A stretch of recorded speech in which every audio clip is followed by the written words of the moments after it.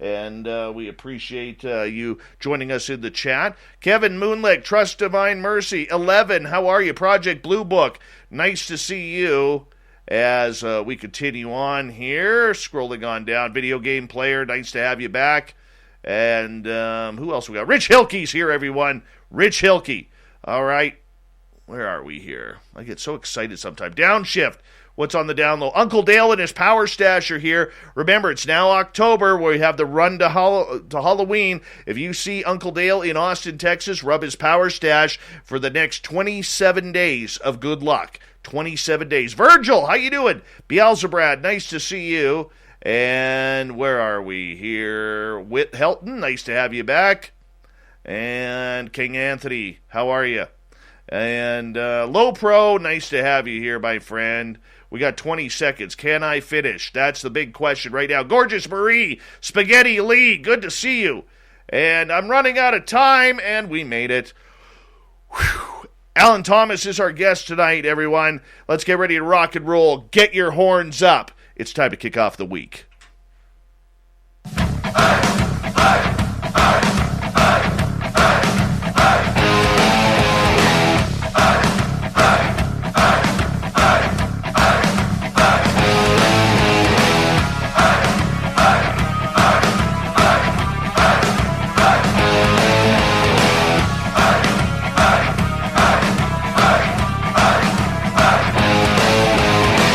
From the mountains of central British Columbia to you listening around the world, this, my friends, is Spaced Out Radio. I am your host, Dave Scott, sitting in the captain's chair of SOR headquarters. We welcome you to tonight's show on our terrestrial affiliates around North America, digitally on TalkStream Live, Revolution Radio, and KPNL. How you doing out there? All of our archives are free by going to youtube.com/Spaced Out Radio. Do us a favor, hit that subscribe button. You can follow us on Twitter at Spaced Out Radio and on Instagram, Spaced Out Radio Show.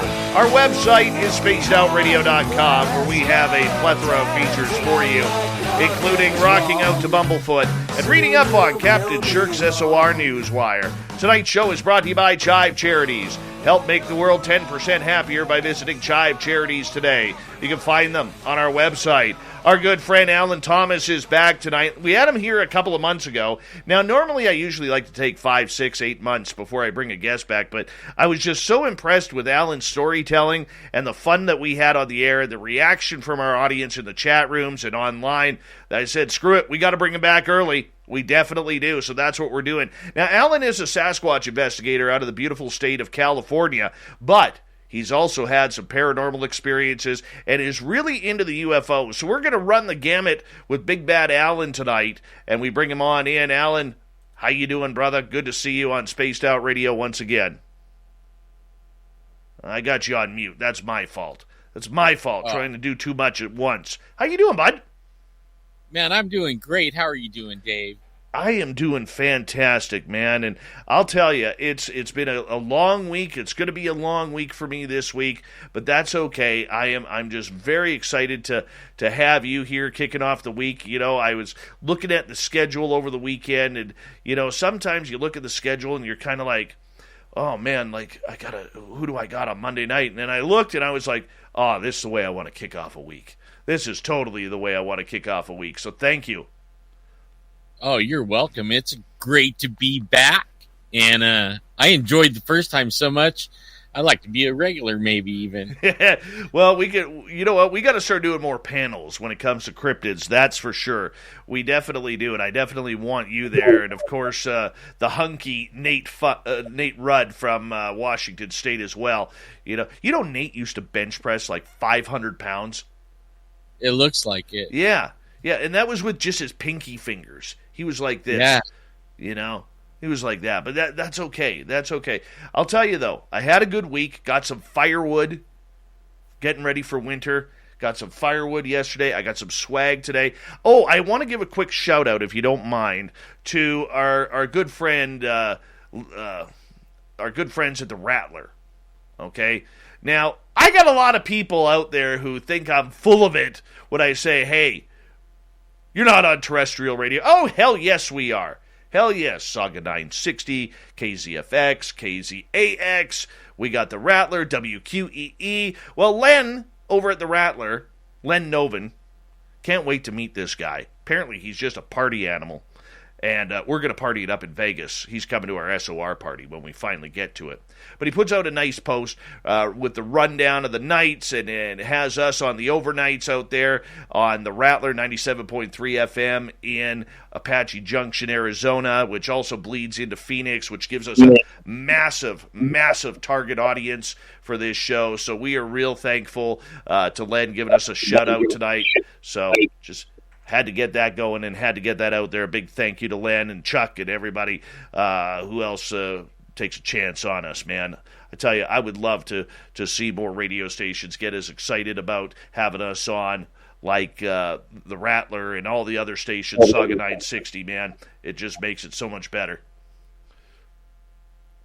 So that's a little shout-out right there. Little shout-out. But for our audience members who may not know about you, Alan, you know, you're an experiencer, you're an investigator, you're a little bit of everything. How'd you get started in all this? Let's put up a little reminder here. Well, for me, it was seeing a Bigfoot in 1987. And then about a dozen years ago, something like that, I didn't know that there was anybody around that experienced a Bigfoot. And I hooked up with some guys that I found that like to go out Sasquatching. But they also like to go alien hunting and ghost hunting and all this other stuff, paranormal everything. And we hooked up and we started doing a show called Paranormal Central, where we interviewed, David Paulides, Ron Moorhead, all kinds of people, several different times. And it got me hooked. I was absolutely hooked. And for you, being an experiencer, being a little bit of everything that's kind of going on there, man, what's your favorite? What's your favorite? Because we all have a favorite. For me, it's Bigfoot, only because I saw one. I watched him for like a couple hours, but then I've also seen UFOs, and but my favorite's Bigfoot. Second favorite, UFOs. I'm pretty much the same way, but I don't have a number two.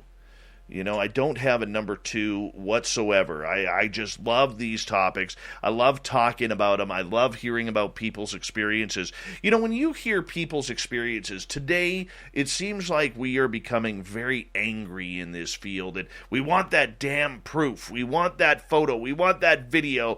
And even though we're going to get that photo, we're going to get that video, we're going to tear it apart and call it fake and call it a bunch of BS and rip it apart left, right, and center. But you know what? For me, man, I've taken a step back, and I really enjoy the stories that people are telling us. And I don't think we take enough time anymore to just sit back and relax and enjoy the woo a little bit of these crazy encounters that people are having. I agree. And actually, before the internet and all that, that's all we had. You know what I mean? And TV shows, and everybody knows how that is. They write them and everything, and it's all dramatized and rewritten. It's not really the original story. But I always liked going and talking to people face to face. And now we get to do it on like how we are tonight. We're almost face to face. I'm looking at the camera and hearing you, and I love it. I mean, I'm absolutely addicted.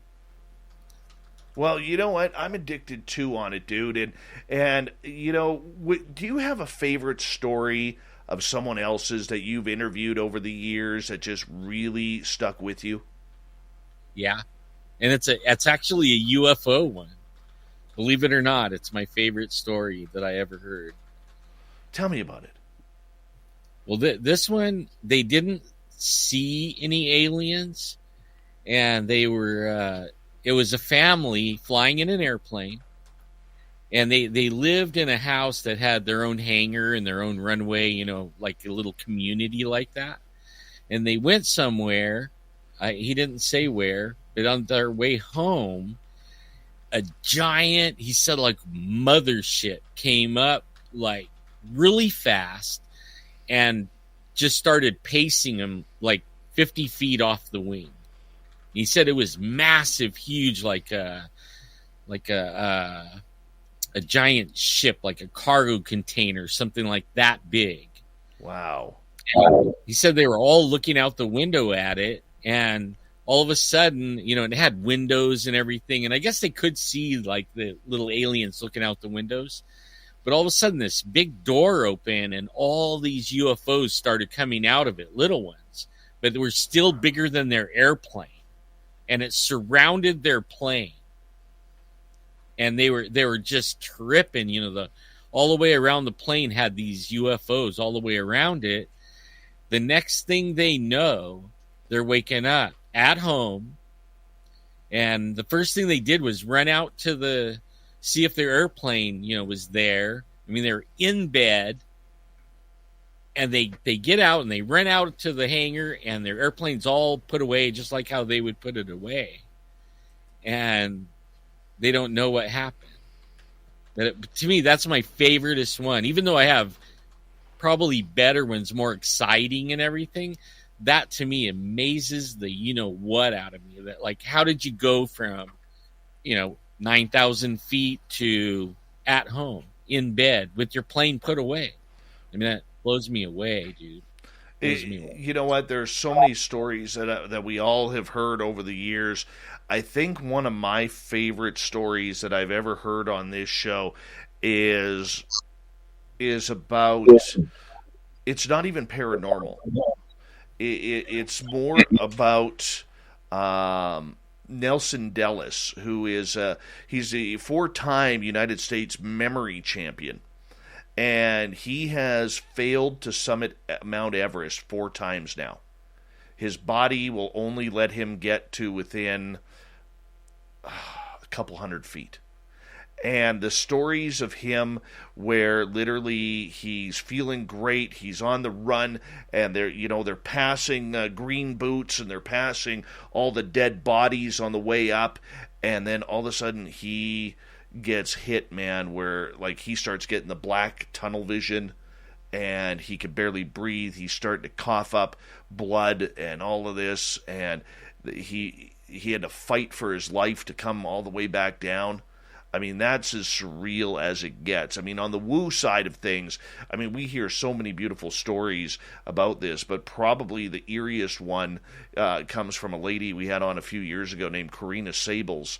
She's a Canadian abductee where literally she tells this haunting story being in Aldergrove, British Columbia, which happened to be right where I lived, like 12 miles away when this was going on, and here she was watching black triangles this black triangle come out of the sky, and she got missing time, and then next thing you know, she's getting visited almost on a nightly basis. It's now affected her children, it's affected her grandchildren, and it's just driving her absolutely bonkers. I just couldn't imagine. She can't hold down a job because she's always tired. She can't hold down friends because friends can't handle the stories anymore. And, I mean, talk about an impact on a life, this ET contact, man. I mean, that's what we're dealing with. It changes people. Just like seeing a Bigfoot, you're changed forever. You can't go in the woods anymore and be relaxed, like go lay down under a tree and go to sleep. And I mean, I know so many people now that have encountered the aliens, and their whole world gets turned upside down. They get called crazy.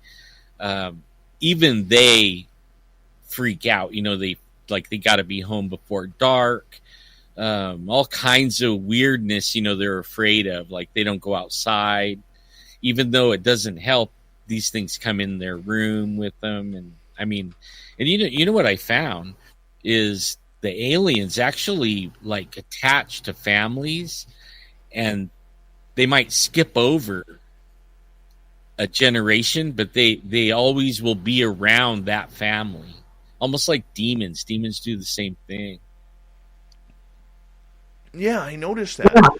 What do you think it is regarding this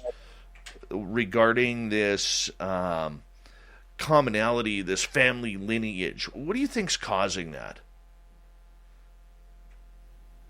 I don't, well, personally, me, after, interviewing hundreds of people and looking them in the eye and questioning them over and over and and my best friend being an abductee himself, I actually think they're demons. I don't think they come from, rated reticuli or whatever. I don't think they come from there. I think they're here all the time, been here, and they lie like crazy. My one of my friends, you guys probably all know her name's Heidi Hollis. Yes. Yeah, we were talking about, she would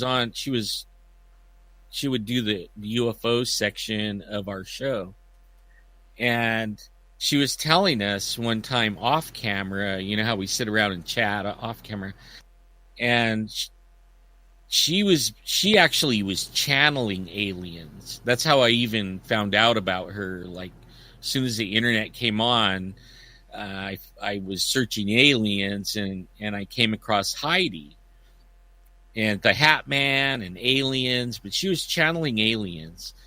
Well, when she realized she thinks the same thing I do now, that they're more demonic than anything.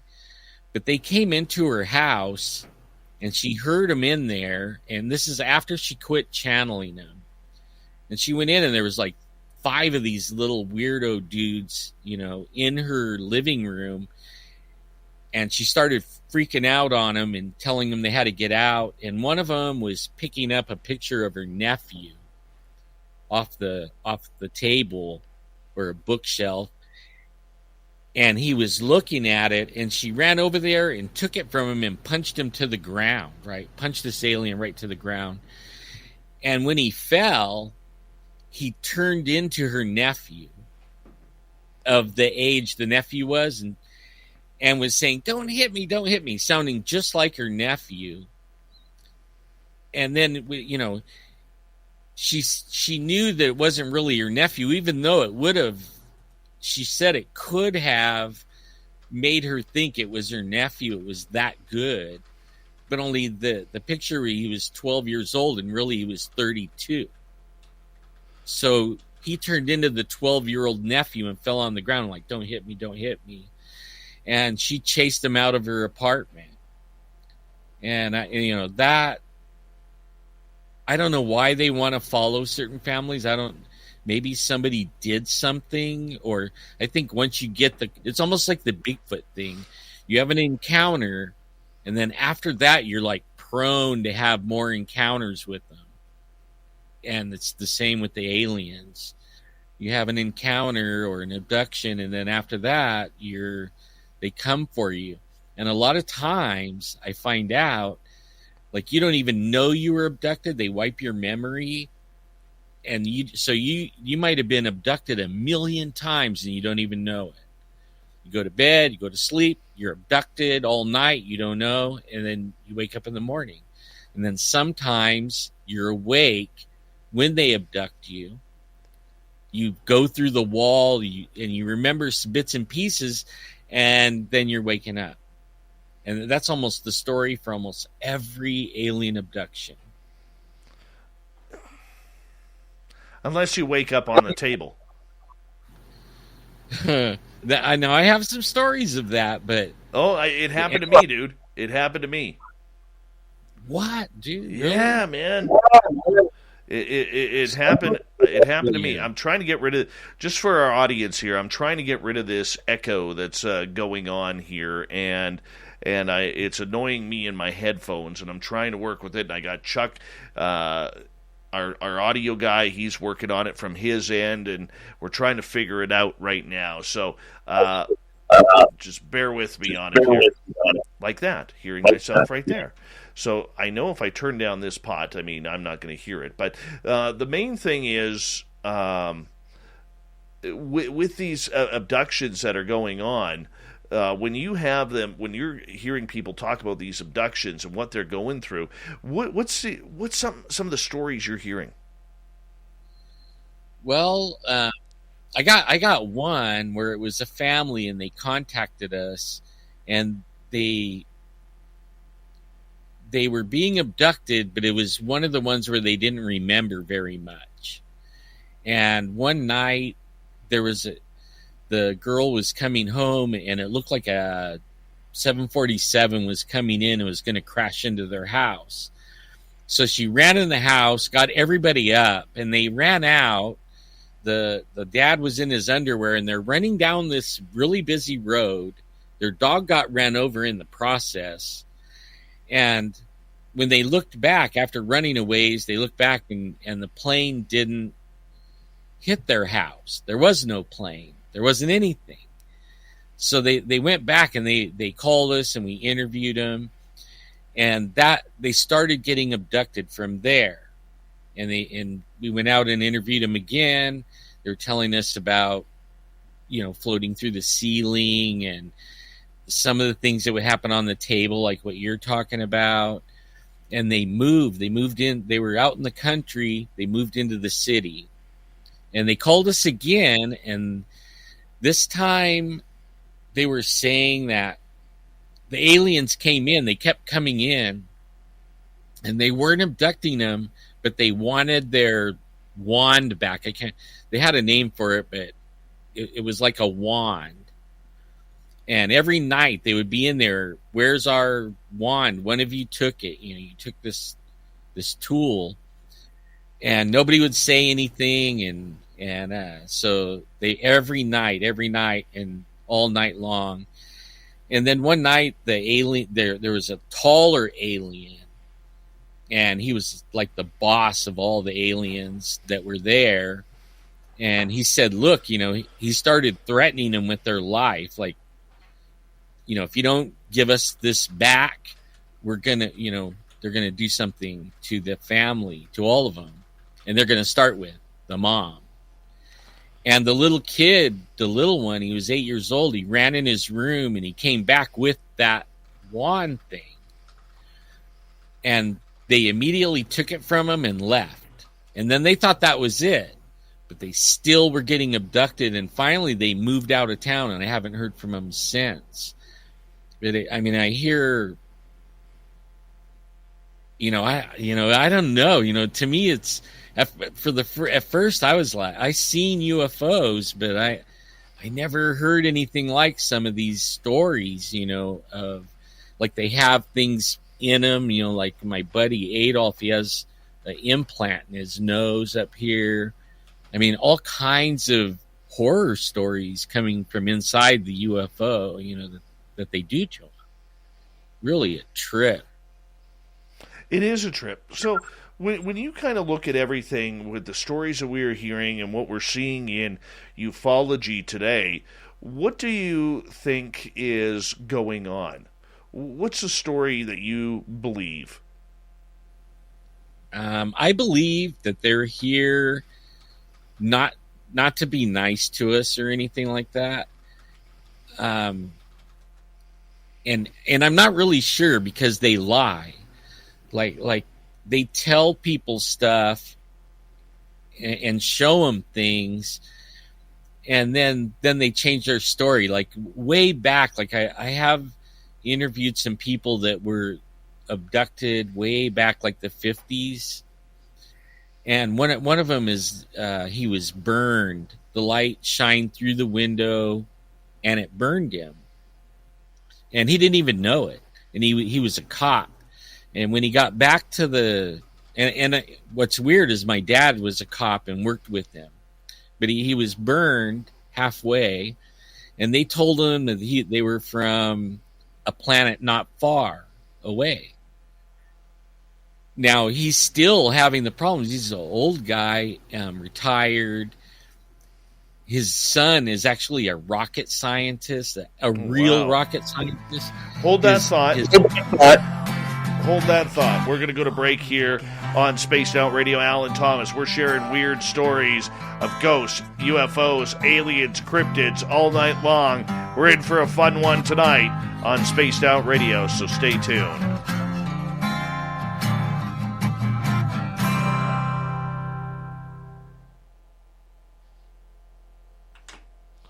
Alan, give me a second here because I just got to call my my audio guy.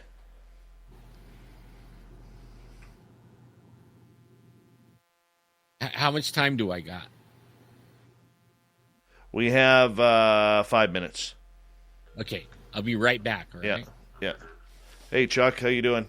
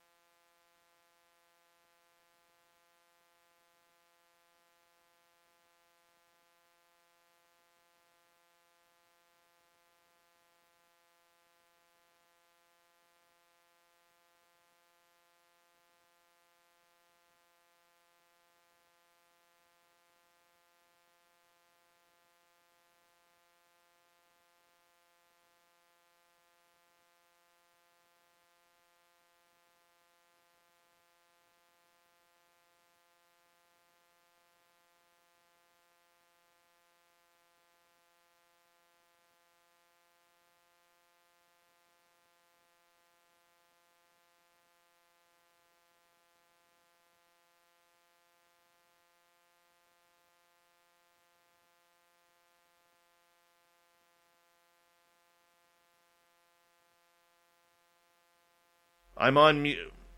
1 second here.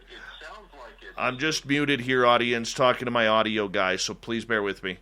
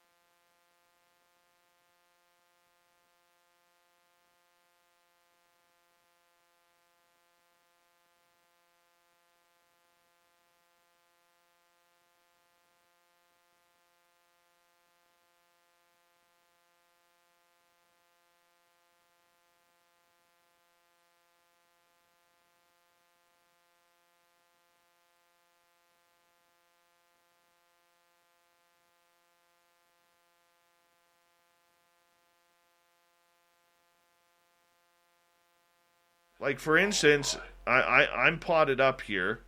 Let me just unmute here, okay? My audience might be able to hear you. We got like a couple minutes here. Let me just. Oh, of course, it's not letting me. There we go. Okay, just give me a second, audience, and Alan. So No problem. for instance, I'm seeing on my board right now it start to light up.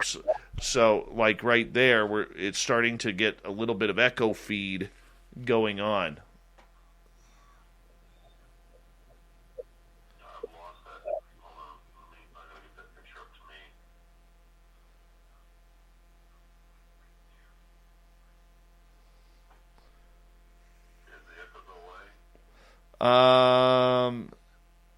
Like, see how it spiked there for a second?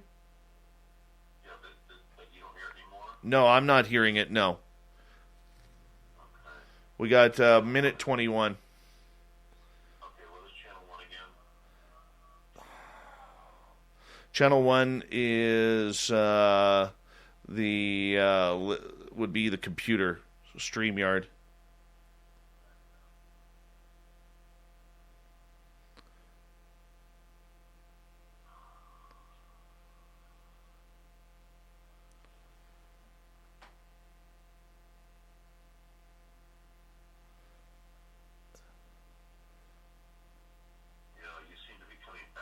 Yeah. You recall this, right? Yes, I have. Yes.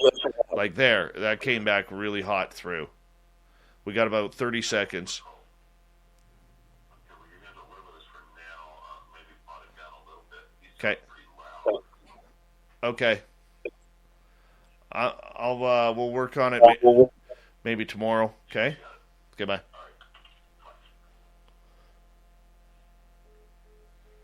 Sorry about that, everyone. Does it do it when I'm muted? too? No, it's on my end through my board. Okay. All right, let's get going here in like 5 seconds.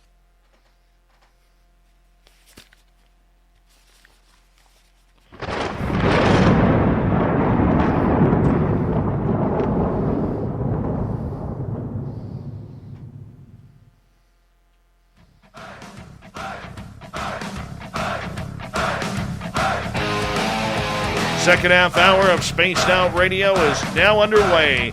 My name is Dave Scott. Thank you so much for taking the time to join us. We really do appreciate earning your listening ears. Want to remind you that if you miss portions of this show or others, check out our free archives by going to youtube.com/Spaced Out Radio. Do me the favor, hit that subscribe button. Our website is spacedoutradio.com, where we have a plethora of features for you, including rocking out to Pumblefoot and reading up on Captain Shirk's SOR Newswire. Follow us on Twitter at Spaced Out Radio and on Instagram, Spaced Out Radio Show. We continue on tonight with our good friend Alan Thomas. We're talking UFOs, aliens. Now, Alan, right before the break, you were telling a story about your dad and your dad's friend. Oh, the sheriff. Yeah, so he got burned, and they were telling him that when he got abducted, they told him that they were from a planet not far, right? Like Venus or something like that. And this is in the 50s. Now, fast forward, I was interviewing him probably about 4 years ago, and we were going to have his uniform tested and see what's inside the uniform, if there was anything left of it. And he was saying that he's still getting abducted, but only now they told him that they aren't really from Venus or whatever. They're from way out there, a few light years, like 4 light years. It's because our technology advanced where we know what's on Venus.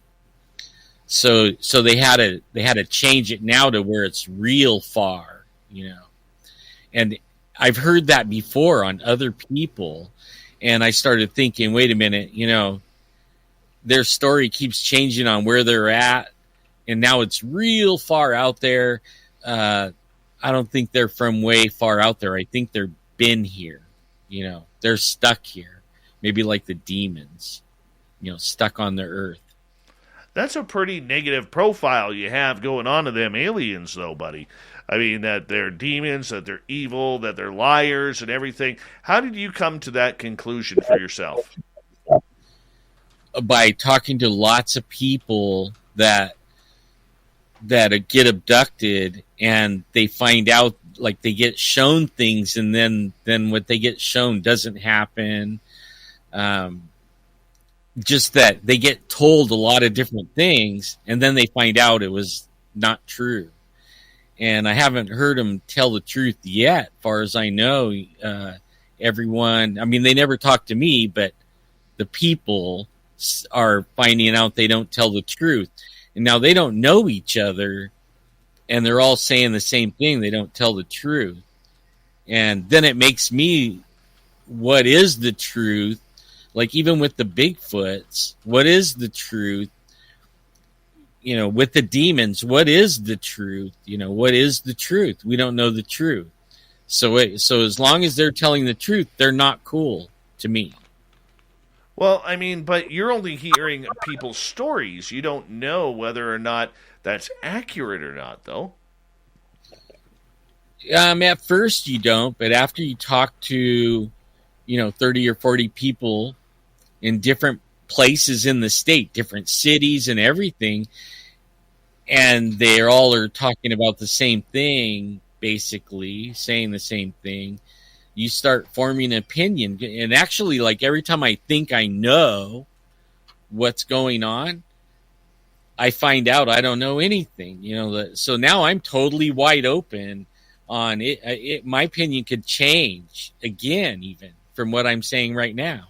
This is just where I'm at this point. Because I was they're from Alpha Centauri or whatever.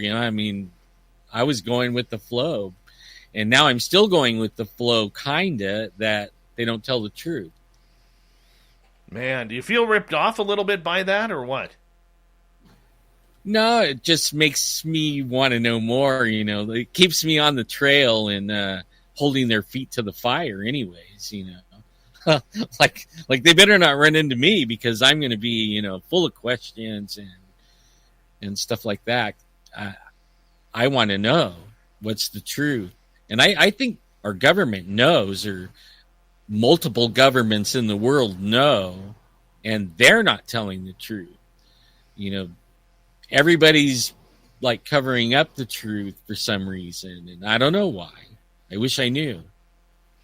Well, literally next to Jesus Christ himself coming down from the heavens, this is the second biggest story in humankind's history.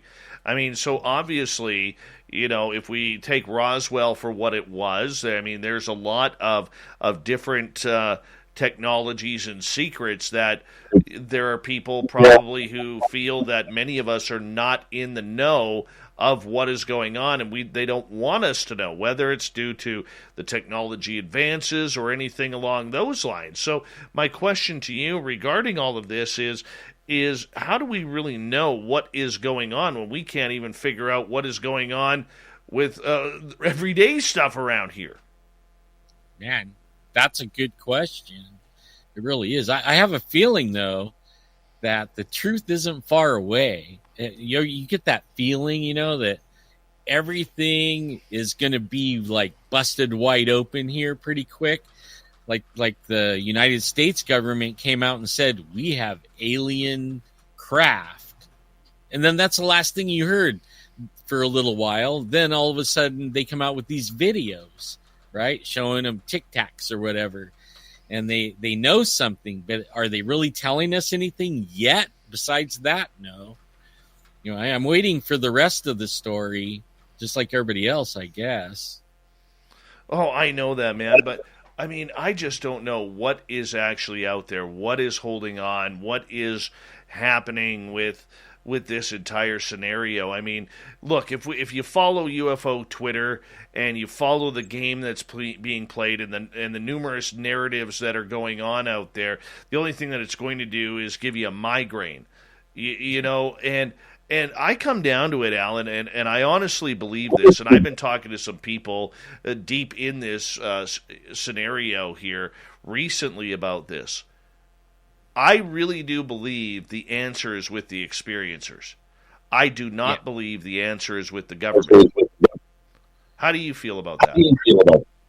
Well, I think the experiencers, they know what they know, just like me seeing a Bigfoot, or I think they know what they know. Like my best friend Adolf, for instance, he's been drawing aliens head pictures since he was a kid, and he's had all these experiences with them, and some of them are, they've scared him so bad he won't stay out at night.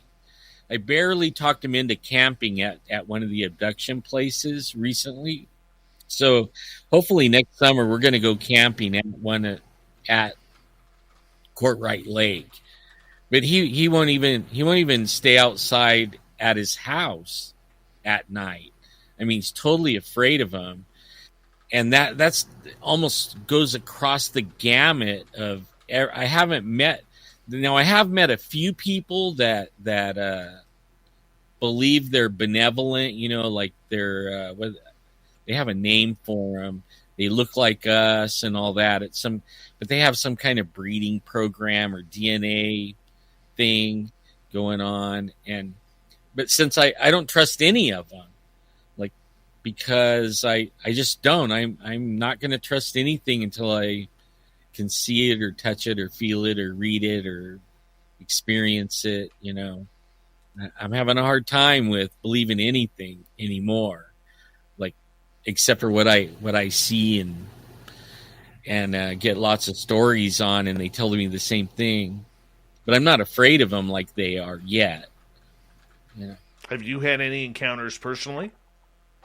Not with aliens, just with ghosts and Bigfoots.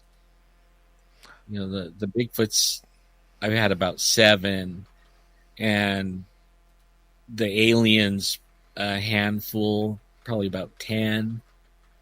Or no, ghosts. I mean ghost. About 10 experiences with that. But hanging out with alien abductee all the time, we do everything together. His buddy, they were camping. I'm friends with him, and he's still getting abducted. It's cost him relationships, several relationships, because once they start having girlfriends or get married, then they become abductees after that, and sometimes their exes still get abducted after, so they never had any abductions, and then they continue to have it after they split up, thinking that's going to end it. The ex does, and I don't know. I know that most everybody is afraid. Most everybody I know. Well, I think we're afraid because we don't know what is going on. We don't know how it's happening, and it's out of control. Whether or not there is some scary elements of it, I would agree with that. I'm not going to sit here, oh, it's all peace, love, and light, and they hand us daffodils and tulips afterwards. I'm not going to sit there and say that, because I know from my own personal experiences, as well as much like you, interviewing a number of people over time who have had these issues, I am noticing that, there are some scary aspects to this that we just do not know or understand. That being said, I'm wondering, in regards to the entire scenario here with ET abduction, and the stories you have heard from your friends and people you've interviewed, what's the commonality outside of the fear aspect that they are going through? I think the most common part is experiencing the aliens show up and then waking up and not know what happened in between. That's the most common thing, that of all the experiencers that I've talked to, is they start to have an alien experience, and the aliens are there. They go through the wall, and then they wake up. And that's the most common thing, is that one. And it's like, why do they suppress your memory? What are they doing to you? I actually believe they're doing some kind of a DNA thing, because they're always going after their, when you do get the people remember what happened on the ship, they're going after the women's eggs and the men's semen. I don't know how to say it real nice, but that's usually what they're going after. And then I've talked to a couple of like Adolf, his girlfriend. She was pregnant. They got abducted, and then all of a sudden she wasn't pregnant, and she was like 4 months pregnant. And all of a sudden, no baby. Yeah, we've heard that. We've heard that story a number of times over the years here with that, Alan. And I don't understand what is actually truly going on and truly happening in regards to that potential hybridization program. I mean, there's a lot of dark paths that go along with this. But, getting back to the experiences people are having, are they the people you talk to, are they seeing marks on their bodies? Are they seeing any type of identifying scars? Oh, yeah. And also the little, the things in them, the little, I can't remember what they call it, but they have them. and like Adolf has one right in the like where the third eye would be at, and the doctor said they could take it out, but it would be kind of risky, where it's at, up in his nose, way up in there, and he opted to keep it. I would have opted to get rid of it, but he opted to keep it, and a lot of them don't even know they have it until they go in for a medical procedure and get an MRI or some x-rays or something like that, and then they wind up having this little thing inside of them that they didn't know they had. And for me it's almost surreal. Like I know John Lear, and I talked to him quite a bit, and he thinks, like he was telling me, he thinks that everybody got abducted, everyone, and we regularly do, and they take us to the moon and do something inside the moon, and that's where they're based at, and he thinks they're actually good, and they're watching over humanity and stuff like that, and it's like, okay, and we've had a lot of chats about oh man, what's his name that worked at S4? Bob Lazar. Yeah, Bob Lazar, and I guess he's like along the same lines as what John Lear thinks on that. And that they can travel through time. He says they can take you and then put you back, like almost right at the same moment that they took you. So I mean, it gets really deep, when you start talking to all these people, it starts getting hard to have any kind of a opinion, because it's almost amazing what they could do. Very true. But I did, I noticed that Bigfoot and aliens, they almost have the same qualities, kind of like they can disappear. They do like the same things. They can mind speak, different things like that. And then sometimes they get seen. Like we were in Oregon on a deer hunt, and the tent disappeared on me and my wife in between two other tents. And we woke up. I woke up first. The tent was gone. The floor was there. All our stuff in the tent was there, but the tent part, the ceiling and the walls, was gone. And there was UFO reports for like 3 days before that. And then when we were there, someone saw a Bigfoot. And the same day, the brother-in-law saw a UFO. And we decided we called the hunt. We were going to be there 3 more days, but we decided to just call it and go home because everybody was freaked out. One person saw a Bigfoot. One person saw a UFO. I lost my tent. I don't even know what happened with us. I mean, we might have got abducted. I don't know. It's weird. Well, maybe you did get some aliens. It could be. I don't know. I've often wondered about that. And then after talking with John Lear a few times, I wonder, have they been doing it all along? And I'm one of the ones that doesn't remember anything. I don't know.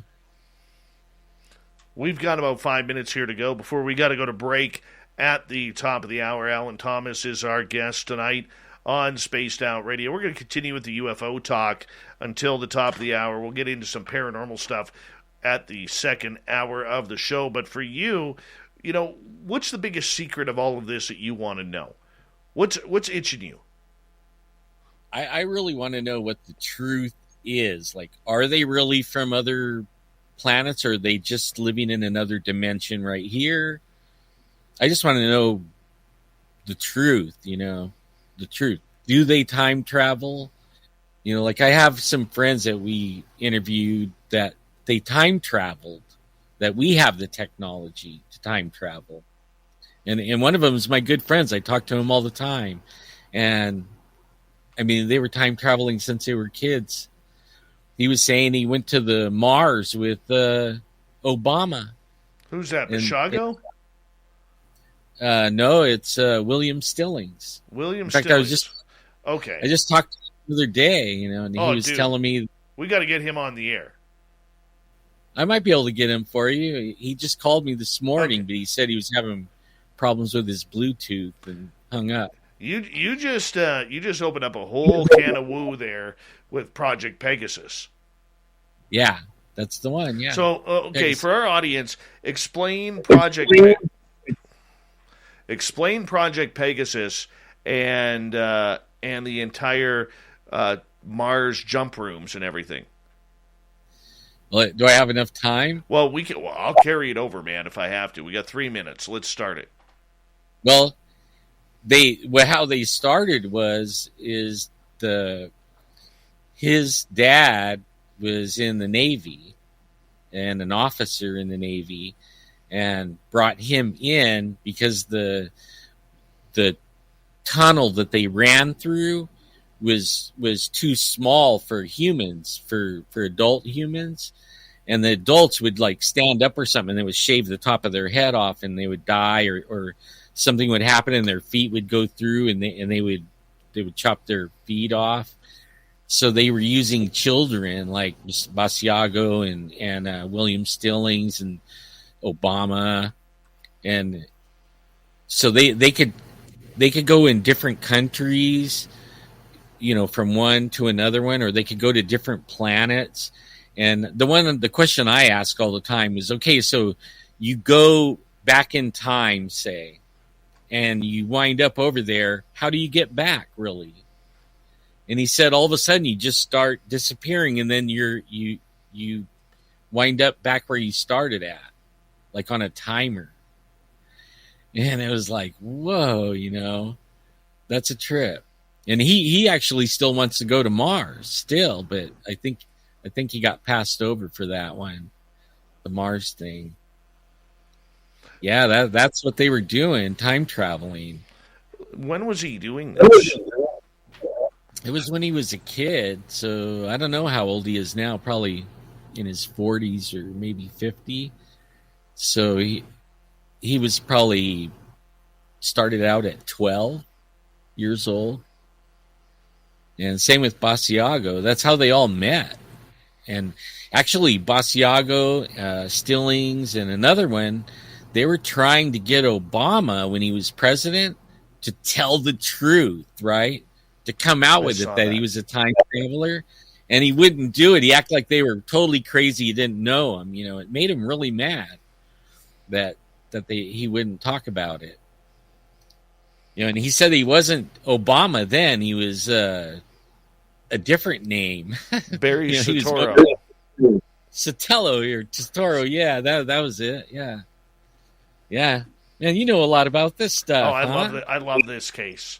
I do. But I will tell you this. I think with Andrew Mishago, where he started going downhill was when he started making claims that he was the next president of the United States. It was all written down. It was all in the manual, in the manuscripts and transcripts. And I think that's where he lost a lot of people over that. I think there was a lot of people who really wanted to buy the story and have some, whether or not it was true. I mean, a lot of times people just want to buy the story. But the minute he started with the whole presidential run and that he was going to be the next U.S. president, and it was in the books because he was told at the table in some secret lunchroom, and then it didn't happen in 2016, that's where everybody kind of threw Mishago in the garbage and said, you know what, you're full of it. We're not listening to you anymore. I mean, the guy runs as an independent in 2016. How do you expect to win the presidency as an independent? But we'll talk about that. Time travel, paranormal, coming up. Alan Thomas on Spaced Out Radio. We're having a good time with our good friend here tonight. We'll be back with more of the Mighty SOR when we come back on Spaced Out Radio Hour 2.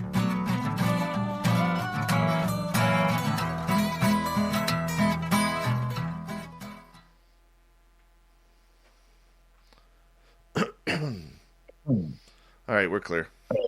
So, just for our audience out there, I just want to remind you guys, we are having some audio issues tonight that we are working on. We're going to have to punch right through it and be strong and tough. So I do apologize if you hear an echo coming through. Try that. And we're just going to keep trying to work with it as best as we can tonight. It's very frustrating, but just give us a little bit of a break tonight if you don't mind. We're going to continue to have a good show with Alan, though. Let's see here. Oop to Joe's Maine. You've got aliens. Thank you to Dirt Road, Noble Patrick, Spookles, or Spooky Cat, or Spooky Morales, Cat Chaser, Simon, and Cold Warrior for the amazing super chats tonight. Really do appreciate it, and thank you for your time and your support. The super chat is a great way to support what we do on this channel on a nightly basis, so thank you very much. Hi Zero Cool, how you doing? And who else has come in? We got a lot of new... Oh, there he is. Are you on the square? Are you on the level? Are you ready to stand right here, right now, before your Davo? There we go. With that fucking echo. It's aliens, man. Totally aliens. Actually, it could be the internet. I've been having trouble all day. No, this has been happening recently. It's coming through my mixing board. So there's something open on my mixing board that we need to take a look at. We'll have to do that tomorrow to try and get it cleared up. Does it have Bluetooth? No. No. Show you my mixing board. Cool. Yeah, so Hey. this is your channel right here, that where my audio is coming through. And my audio should not be coming through your channel, and yet it is. Right. So that's the issue. That's the issue. Yeah. See, I have a little bitty, it's not bitty, 12-channel mixer I'm going through. Mm-hmm. But I just one line in and then the USB to the computer. Yeah, well, it's kind of cool. But Peter Steins, how are you? Who else is here? Black Dragon has arrived. Who else is coming in? We got a lot of new listeners in here tonight, and I apologize once again for the little bit of audio issues that we are having. I seen some of my followers in there. Yeah, man. Reno, how are you? Welcome to our channel. If you're new here, just to give you guys a quick breakdown, we are a live radio show, so we do take commercial breaks at the top and bottom of the hour. And because of that, that's why you get this little banter kind of in between. And if you're new here, do us a favor, hit that subscribe button, ring that bell. Hi, Jeff Steve Garvey. How are you? And, we are here 7 days a week from 9 p.m. Pacific to midnight Eastern. And we're having a lot of fun bringing these topics to you. So continue to rock and roll with us. We'd really appreciate it. And go from there. And but we're working on an audio issue tonight. I do apologize. Normally it's not like this, but it is what it is tonight. It is what it is.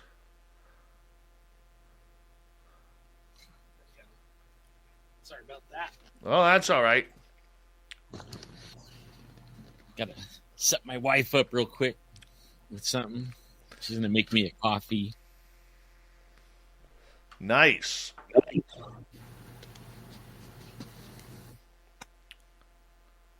Ross Smith, how are you? Yeah, it's like, it's so cool.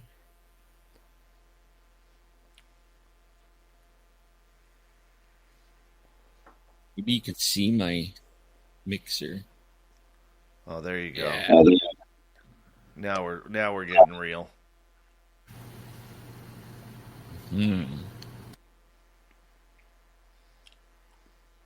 Oh, this is so frustrating for me. Oh, I hate when that happens, man. So frustrating me. Yes, it is a Sasquatch shirt that I have on. Brian Bowden, the man with 885 podcasts running simultaneously, sent me this one and like 7 other shirts today. And I got them, and it's like, this was my favorite. I had to put this one on. No, his shirt does not say Papa Don't Preach. It's not a Madonna shirt, Joe. It says Papa and the S word. Notice how it blurs out on the S word there? That's actually pretty awesome. I'm not going to lie. Yeah, my grandkids made that for me. I have another one, too, where they say, I'm Squatchy. I'm Grandpa Squatch, but only I'm squatchier. Nice. Something like that. Very nice. I'm not gonna give you a hard time because it's from your grandkids. So yeah. you get the freebie there. You get the freebie there. Holy cow. Okay, here we go. We're coming live in 10 seconds. And happy birthday, Eddie Haskell, from all of us here. Here we go.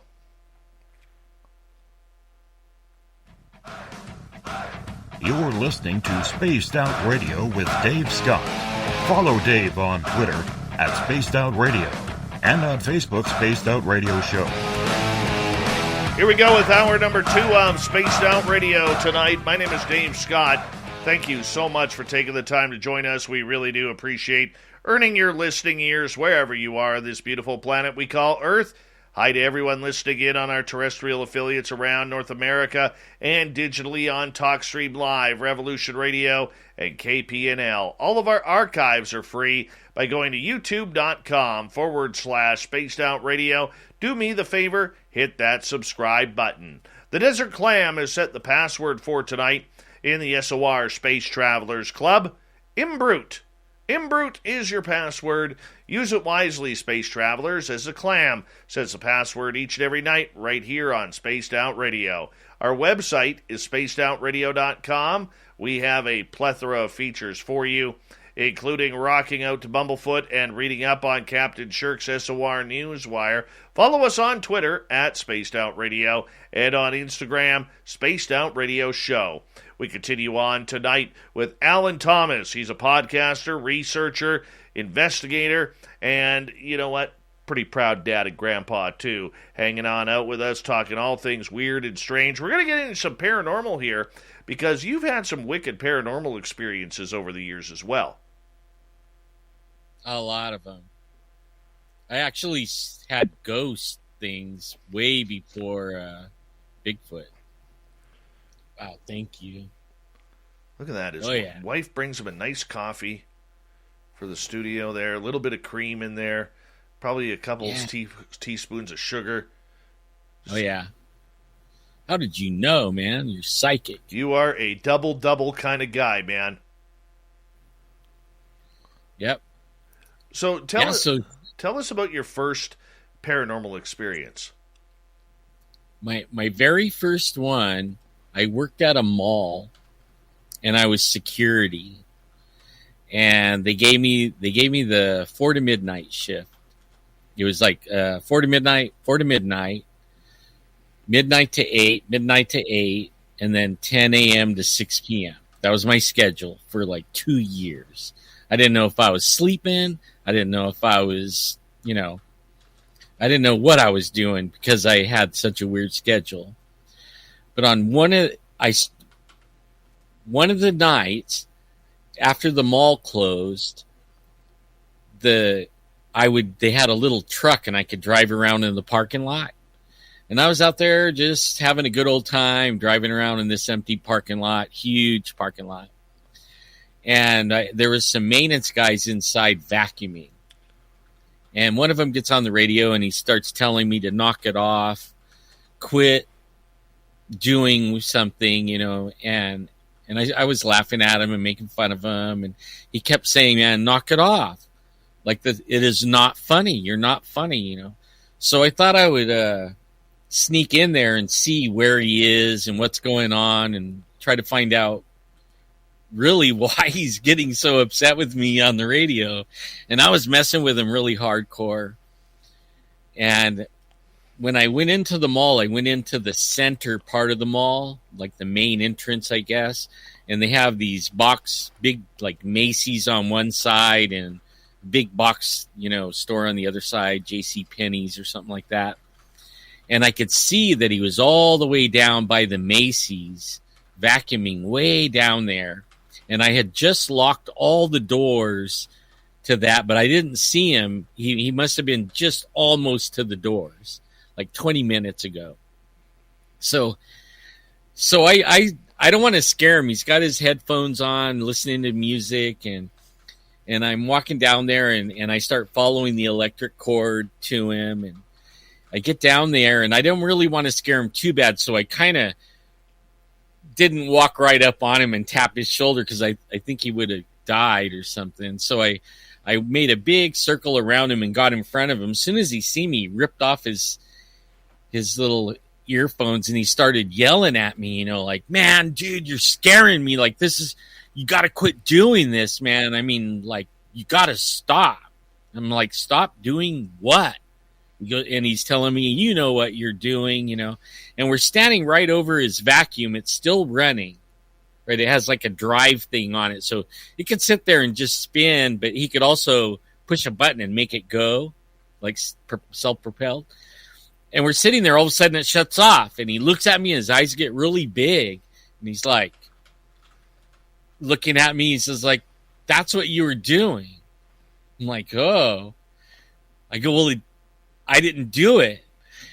So then we started following the wire back, and it went back about 200 feet down the mall, and it was unplugged.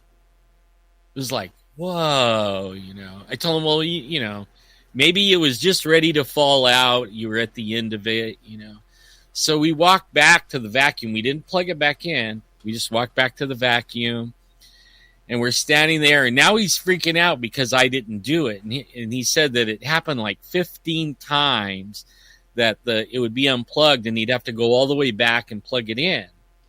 I'm like, wow, that's a trip. And while we're talking about it, the vacuum came on. It was like, whoa, dude. Something plugged it in, And then while we're standing there freaking out on that, there's 10 mall doors that I just locked 20 minutes ago. They all flew open. And I mean, like, bam. And then you know how they go slow close. And they all came back and closed. And I just took off running down the mall. That was it for me, man. I ran down and I got in my little truck and I was on the radio telling him, you're on your own, man. Because I'm not hanging out in here. So then I'm like, I have to go check those doors. I can't leave them all unlocked. I have to go look. And so I drove down there, and then I jumped up on the curb and I drove the truck up to the doors. Normally I don't drive on the walking area, the sidewalk and everything. But I drive all the way up there, and then I pull in where I could reach over and grab the door out the window and shake it. They were all locked. So then a week goes by, and as soon as I lock them all up, I don't go back in there. I'm staying out, right? I'm not going to let anything happen. That freaked me out. That guy quit. Like 5 days later, he quit. So, and I'm getting ready, like I'm on my 4 to midnight shift again, and we leave one door of the mall on the main entrance open so that the managers and workers, when they close up and count their money or do whatever, they could go out that one door. And then I just stay right there until I can lock that door. So it's like 10. Mall's been closed for probably 3 hours, 4 hours. And I'm standing there, and I know I'm going to get off in a couple hours, so I'm writing down my incident report, all the things that I did that day on this little thing. And a lady walks up to me, and you know how you can see the peripheral vision, out the side? This lady walks up, and she walks up to the little booth I'm at, and she says, excuse me. And I told her, just a second. I had like 2 more words and a period. She's like, excuse me. And I'll be right with you, And I finish it. I put the period. I turn and look at her. And right when I look at her, she just went. Disappeared. Yeah, man, I ran like the wind. I was out that door and way out in the parking lot. I ran way out there. I watched her just fade out like smoke. And, that's just a few things that happened in that mall. That mall that we had workers walking off left and right. They started to add on to the mall, and they were doing a construction thing. And I was looking at the blueprints one day in the middle of the night. It was my midnight to 8 in the morning shift. And I was in the construction side of this extension. And me and my buddy, one of the other guys, we were racing the electric platform things, you can go up and down on the platform. And we were racing them around, and I realized there was some blueprints down there. So I went down there and was checking out the blueprints, and it had a history kind of like of all the mall being built. And I was digging through there, and I found like when they first built the mall, like down that end of that part of the mall, there was a graveyard right there, and they had to move it. And so they moved it to build the mall on that end. And on that end, when they were constructing it, the tools were getting moved around, and buckets were knocking off of stuff. And and while we were standing there, all this stuff fell off of the scaffolding and landed on the ground. It had a bunch of bolts in it. Scared the what out of me, man. So we ran outside, and then we got on the roof, and we were just like stayed up on the roof talking. That we could see every direction on the roof, and we just stayed up there until it was time to go home. But oh my God, that was so scary, man. It was a scary place. No kidding. Did any paranormal investigators ever investigate this mall to see what was causing all of this activity? The mall won't allow it. After I became an investigator, the same people are running the mall. So I went back in there and I asked them if we could do an investigation. And they said, we don't want that. We don't want anybody to know. We don't want any publicity on it. We want it to be a wholesome family, whatever, shopping experience. And no, they can't, you can't come here. What mall? We tried to do it in the parking lot, and the security ran us off out of the parking lot around 1 or 2 in the morning. Which mall was this? It's called Fashion Fair Mall in Fresno. You can look it up online. It's still there. And scary place, man. Scary place. There might be some people might have wrote stories about it online. I never thought to check that, actually. I'm actually checking right now. Yeah. Let's see here. Yeah, and then I moved up to the foothills. I raised all my kids. I had 6 kids, 5 boys and 1 girl, and I raised them up in the mountains, and we got this 20 acres, and there was several mines on the property, old copper mines.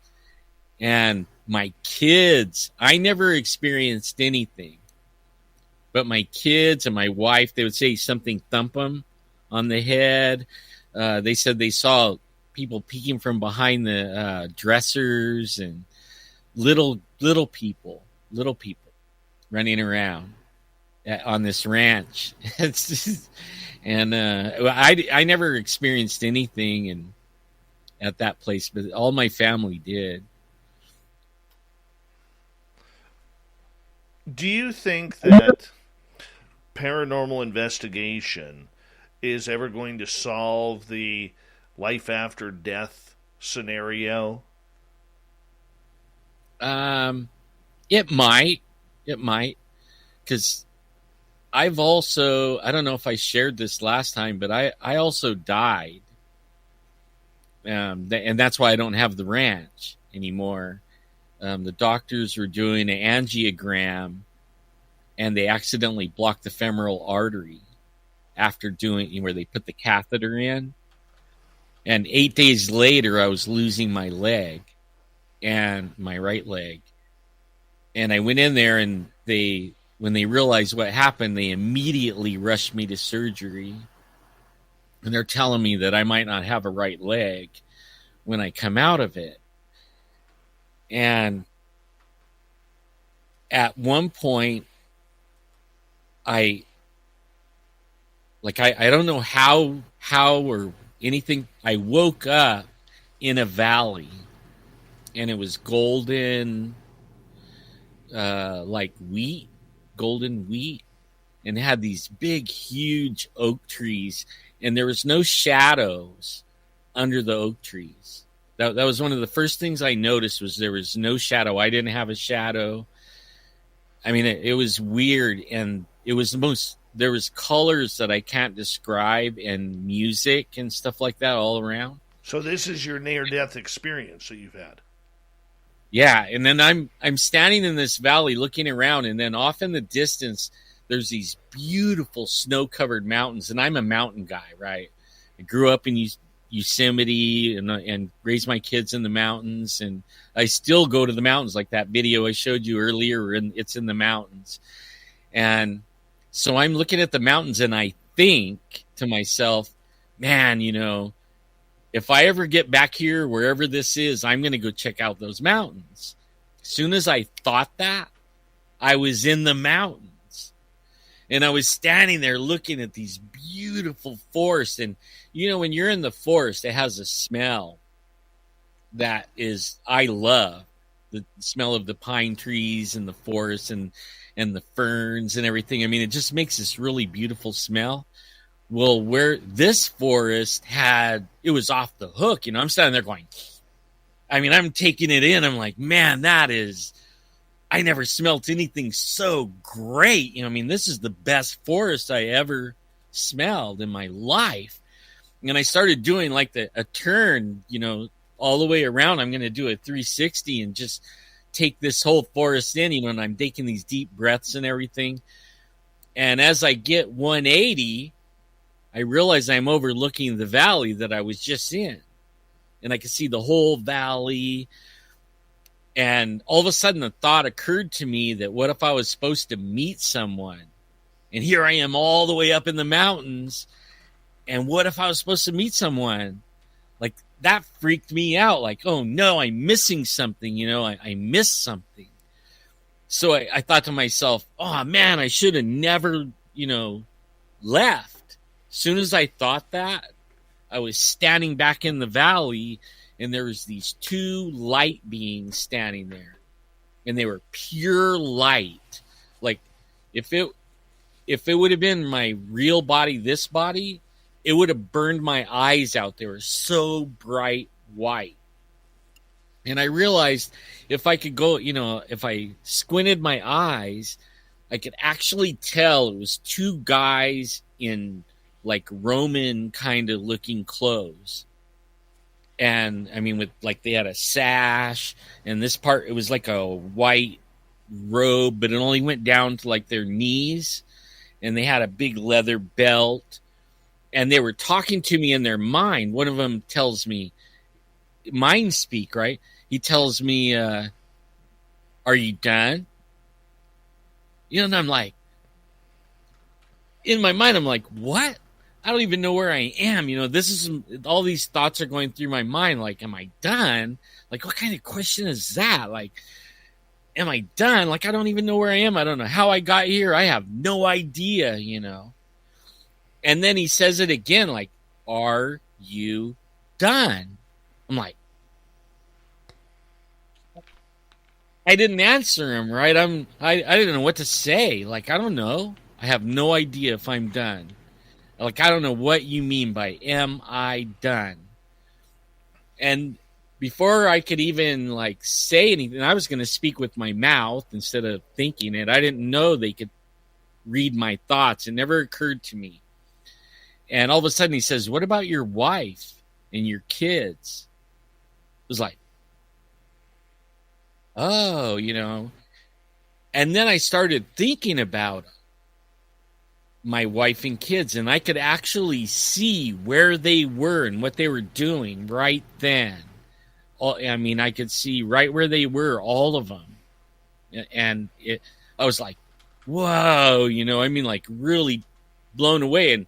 But then when I noticed that all of a sudden I got sucked up, like a vacuum sucked me up, it just like, and I started going backwards really fast. I mean, really fast.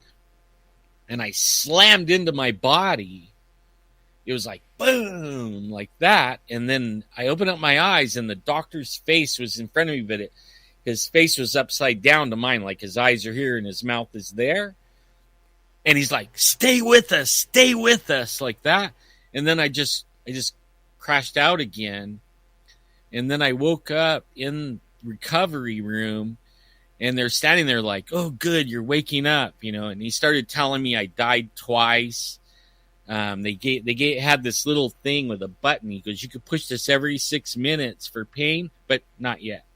We have to tell you these things, right? You still have your right leg. I'm like, oh, I started, yeah, wow, oh man, I do, And they told me all this stuff, and okay, you can push the button. He hands it to me, beep, gone.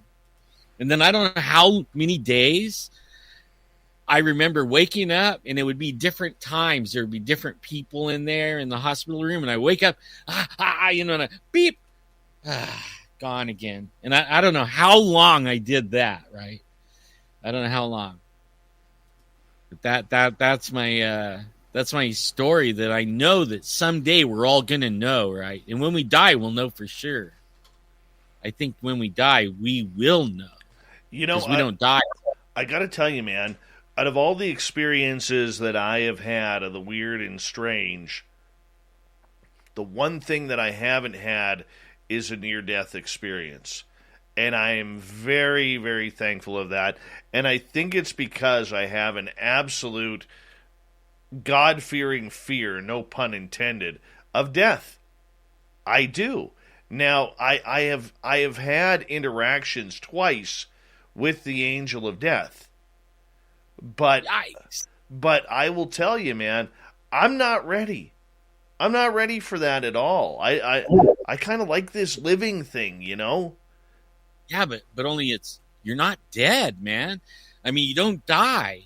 You live. In fact, over there, after you leave this realm or whatever you want to call it, that realm is more real than this realm. And you're alive. You could travel at the speed of thought. I mean, you can know anything you want. Like I was thinking things that I didn't talk about, but I was thinking about things, and as soon as I thought about the question, the answer came to me, and I knew. Not me, man. Like I knew that I was dead, like because I asked myself, like, am I dead? Like, yeah, the answer came, I'm dead, but not dead, right? My body is still somewhere else. It's dead, but only what gives us life inside of our body is over there. And more life, like traveling at the speed of thought, knowing anything you want to know, anything. I mean, all the questions we have right now, they would know. You ask it, And there was a lot to explore. That's what I wanted to do. I mean, I explored the mountains, and I think that's what those guys were asking me. Was I done with my life here? Oh, for sure. And they're asking, am I done? Can I carry on over there? But only when I started thinking of my life here, and my feelings were like, I really do want to see them again, But I'm not afraid anymore of death at all, not at all. But I was, just like you, like. Let's continue this conversation when we come back, because I'll tell you, to this day, I still have major anxiety attacks about dying and death. Oh, I'm going to get freaked out here over the break. Alan Thomas is our guest. We're having a great time here on Spaced Out Radio. Hope you are too. We'll be back with the second half right after this.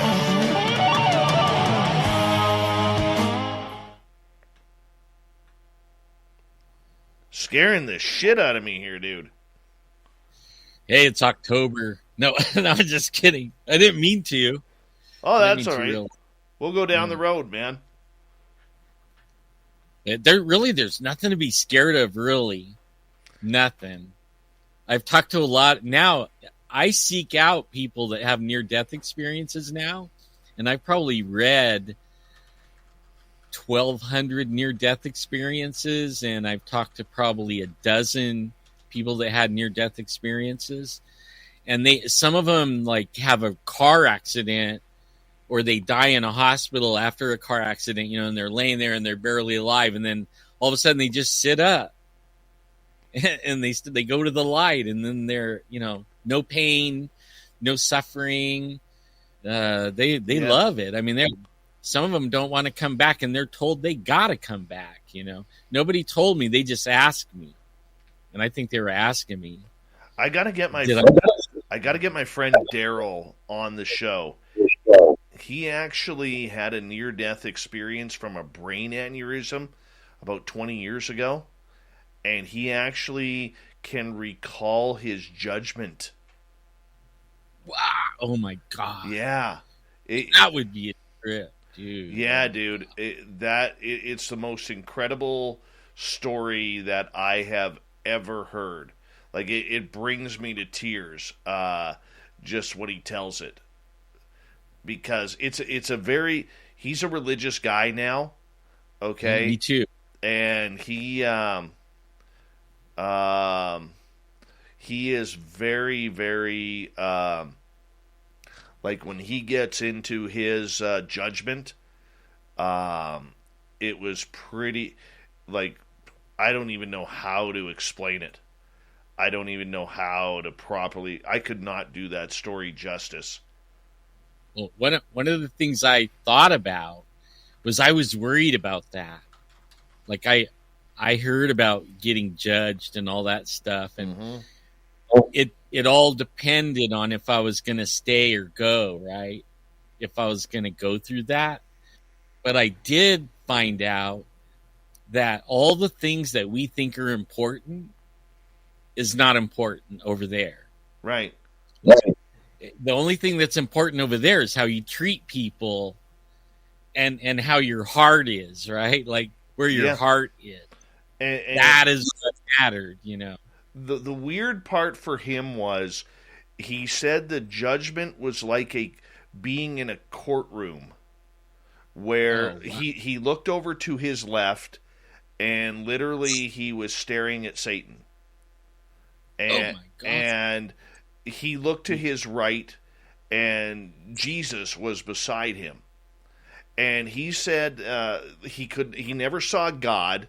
He said he saw the two cherubim that were beside it, and but he said he was too embarrassed to look at God. And he said the devil on this desk had this giant book of every sin that he committed from the day that he was born. And basically he had like Jesus standing there as his lawyer saying, "Hey Dad, don't worry about it. I got this one covered. Don't worry about that one, Dad. I remember I died for this," and all of this stuff, right? And apparently the judgment lasted 10 human days or something like that. And he was in a that would kill me. He was in like on this side. Oh, that fucking echo. He was in like a fetal position in his like almost like a paralyzed fetal position in his hospital room, and then all of a sudden the doctors were telling his wife, you couldn't make it. And then at the end, and I'm paraphrasing the story here very poorly, at the end of his judgment, he said he heard God speak to him and say, Daryl, you've been forgiven for all of your sins. I'm going to give you the choice. Do you want to come in to heaven, or do you want to go back down and live your life? And Daryl said, God, he goes, my son is just 2 years old. I really want to raise my kids, go back and raise my kids. And he said, all of a sudden, it was like a snap of a finger. He was in his body, out of his coma, and his body was straight, and everything was back to normal. And his doctors were like, what the hell is going on here? Hold on, my friend. We got 3 seconds.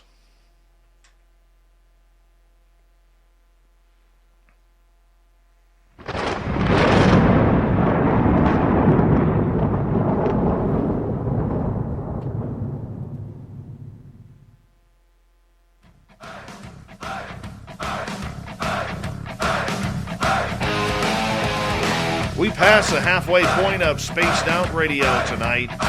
My name is Dave Scott. Thank you so much for taking the time to join us. We really do appreciate earning your listening ears. Want to remind you that if you missed portions of this show or others, check out our free archives, youtube.com/Spaced Out Radio. Do me the favor, hit that subscribe button. Our website is spacedoutradio.com, where we have a plethora of features for you, including rocking out to Bumblefoot and reading up on Captain Shirk's SOR Newswire. Follow us on Twitter at Spaced Out Radio and on Instagram, Spaced Out Radio Show. We continue on tonight speaking with Alan Thomas. Right before the break, he was telling us about his amazing near-death experience, and we're going to continue down that road because, Alan, I got to tell you, man, I've never had a near-death experience. I don't want one. It scares the daylights out of me. I realize with people such as yourselves or others who I've talked to say it's just a beautiful experience, but, man, I don't want to go down that road. Yeah, it's kind of a trip, man. After that experience, I'm more, I don't know what you call it, empathic. Like I can feel people and feel like if they're having a bad day or if they're being emotional, if it's anger or if they're happy, or I can kind of know stuff.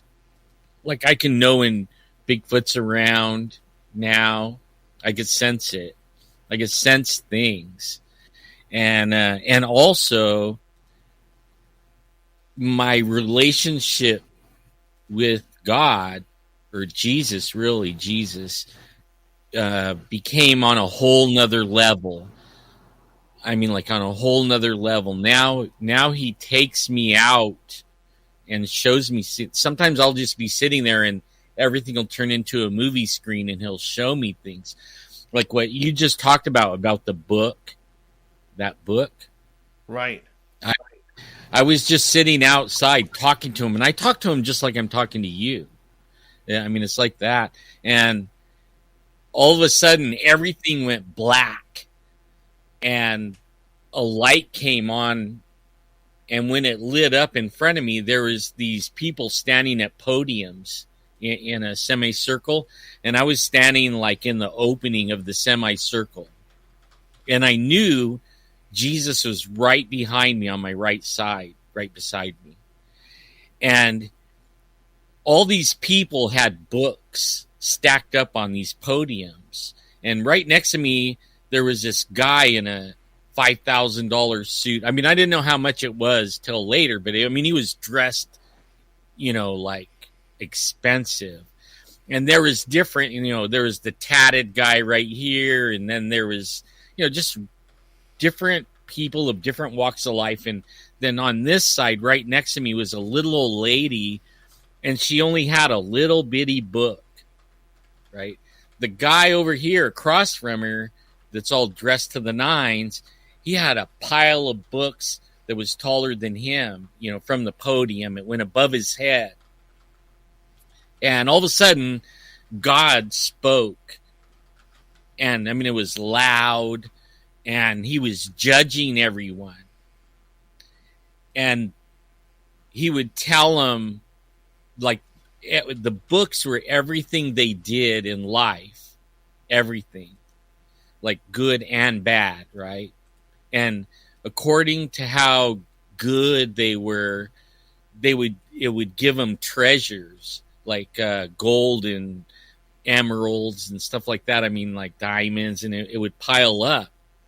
And it started with a little old lady, and he said, she didn't have much, she didn't give much, but what she did do was really great in the kingdom of God. And this lightning bolt hit her book, and the table couldn't even hold all the jewels and treasure, right? It was like rolling off the side of it. And everybody's like, whoa, even me, I was like, oh my gosh, that is trip. I never said anything. And then he went around the thing, and everybody got a different, like some people had a lot of books, but then their treasure was like just a couple of little gems. And then some people didn't get anything. There was nothing, right? I mean, there wasn't anything. So then it got around to this guy, the one, right next to me, and God was telling him, all this stuff. And all of a sudden the lightning hit his books, this big pile of books, and it turned into just a pile of ashes. And he was the only one that got ashes. And I'm standing there like, whoa, And the guy got indignant. He was the only one that argued with God. And he started saying, I've been serving you for 45 years.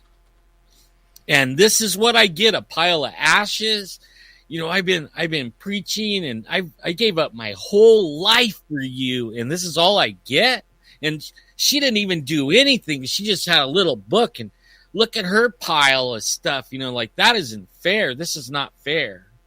And then he said, and I think I remember him more because of how the other people were kind of like, eh.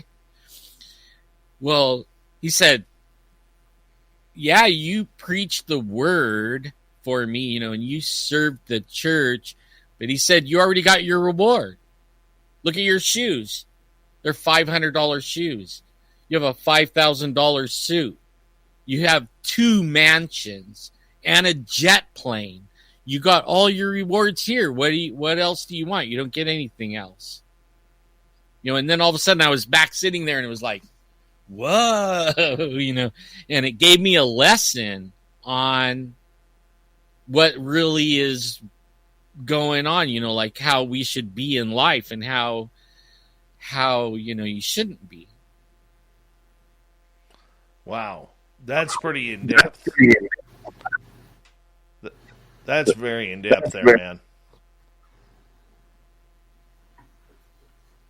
I mean, how do you even start with that? But let's get to a question here from Chad. Okay. How often, if ever, do you see synchronicities, repeating numbers? What do they associate themselves with? Okay. I see 111 all the time, and I don't know what it means. Like I don't know, but I see it like a couple times a day. Like I'll wake up in the middle of the night, and when I look at the clock, it'll be 11:11, or I'll be in the car and I'll look at the clock on the car, it'll be 1:11. It's like always constant. I'll look at my phone to see what time it is. It's like 11:11, 1:11. Sometimes it'll be 2:22, like that, or 4:44, but that's not very often. It's mostly the 111s, the ones. I see so many ones, it's unreal. And I don't know what it means, really. I never really researched it. And I've got my wife doing it now, like I'll come in the room and look down at my my phone and say, "Oh, 111," and I'll show it to her, and she's like, "Whoa, not again," And now she's starting to do it, get the 111s, and I have no idea what it means though. Maybe somebody does here. I don't know. The 111 thing is angelic. Ones are angelic.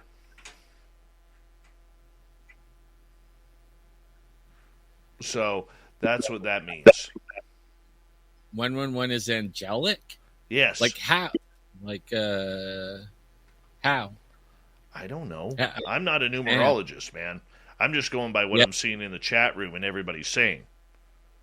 Oh, really? Wait a minute. Okay. I don't know if I could see that chat, but 420. I saw that one. I know what 420 is. Well, one of my favorite things. No.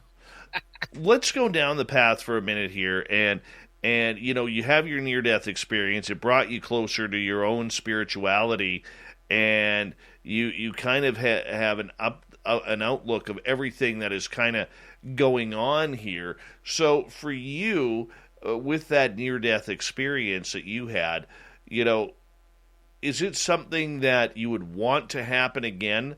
And if so, what would you do if it was different than the very peaceful one that you explored the last time? Well, I wouldn't want it to happen again because of the after, like coming back, I didn't come back all healthy. I came back in a wheelchair and living in pain. It's been now 21 years, and I have it's a disease called reflex sympathetic dystrophy or complex regional pain syndrome, and it's the worst pain known to man, and I've been having to deal with that. So actually, if it happens to me, I don't want to come back. I want to stay on the other side because it's living hell ever since that. But I have asked God, why didn't he heal me? And I used to be the marketing director at a casino. In fact, I held different executive positions. I was the network administrator for a while, and then I was the food and beverage director over a couple of bars, a couple of restaurants. But my favorite one was marketing, and I was like 5 years as the marketing director. I actually got hired by Steve Wynn and was going to work over there for 5 casinos. I was going to be the president of marketing for Steve Wynn, but only I got hurt right then. And when I came back, I couldn't work for him. I was actually disabled. And it was a sad day because I told him I could still do it in a power chair. He's like, no. When you come rolling up, there's sharks over here. You're already at a disadvantage. They're going to be standing up looking down on you, and they're going to eat you alive. You won't be able to keep your job. I was like, dang, he's probably right because everybody I knew was a shark. But I wouldn't mind being on the other side, but I have 26 grandkids and all that, and I'm enjoying my life here, and except for the pain and stuff like that.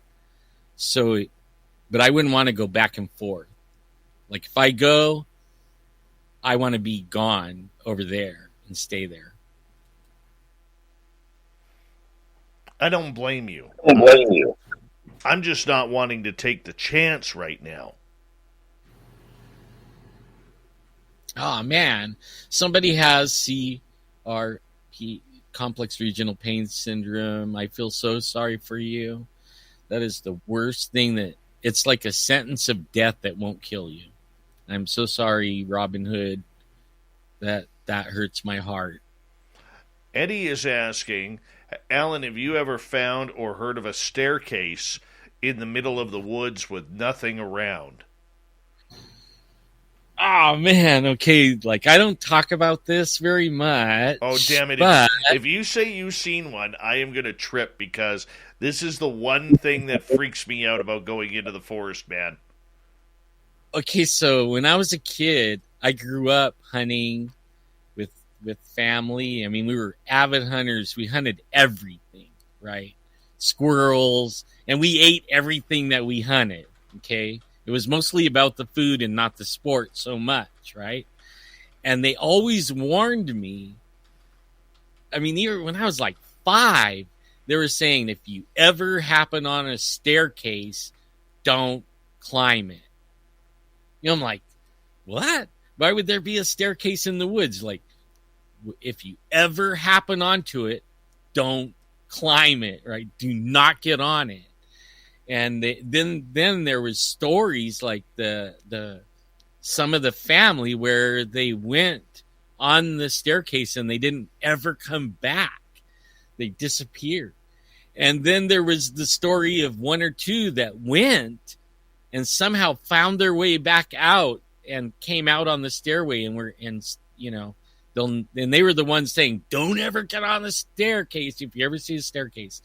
I have not seen one, but it was pounded into my head all the way, as a kid. If I ever see one, I'm on the lookout for them all the time. I really am. That's one of the things, man. That's so weird that came up. That gives me goosebumps just thinking about it. What do you think that phenomena is?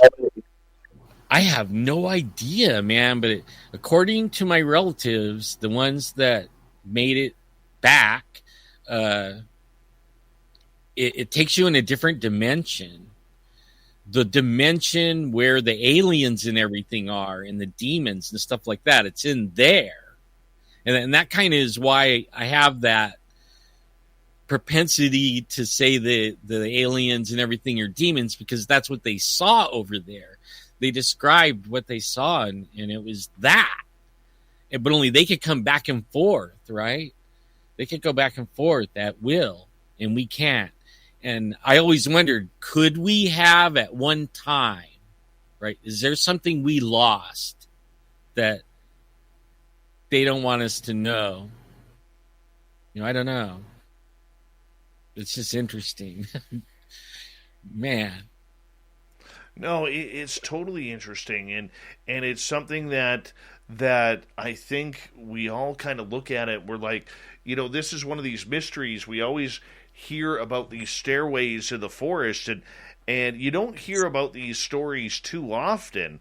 But I mean, I couldn't imagine walking, down some of the trails that I walk during, looking out for Sasquatch or whatever, and coming across a rock or a metal staircase going up and just ending. All I know is I'm not going up it.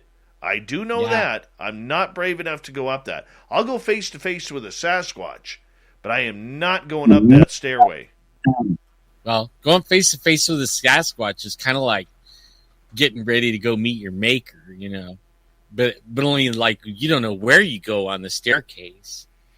You might not meet your maker. You might go to a whole different time. You know what I mean? Like you might fall out and be dodging chariots or something, or accidentally miss that flying car and go falling 30,000 feet or something. You know what I mean? You don't know where you're going. Like it's weird, scary. I don't think that a lot of Sasquatch really want to rip your face off and kill you.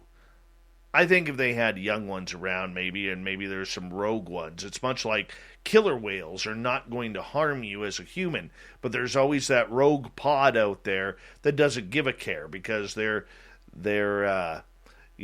kicked out of the main group. I could see that happening with Sasquatch, but do you really fear Sasquatch that much?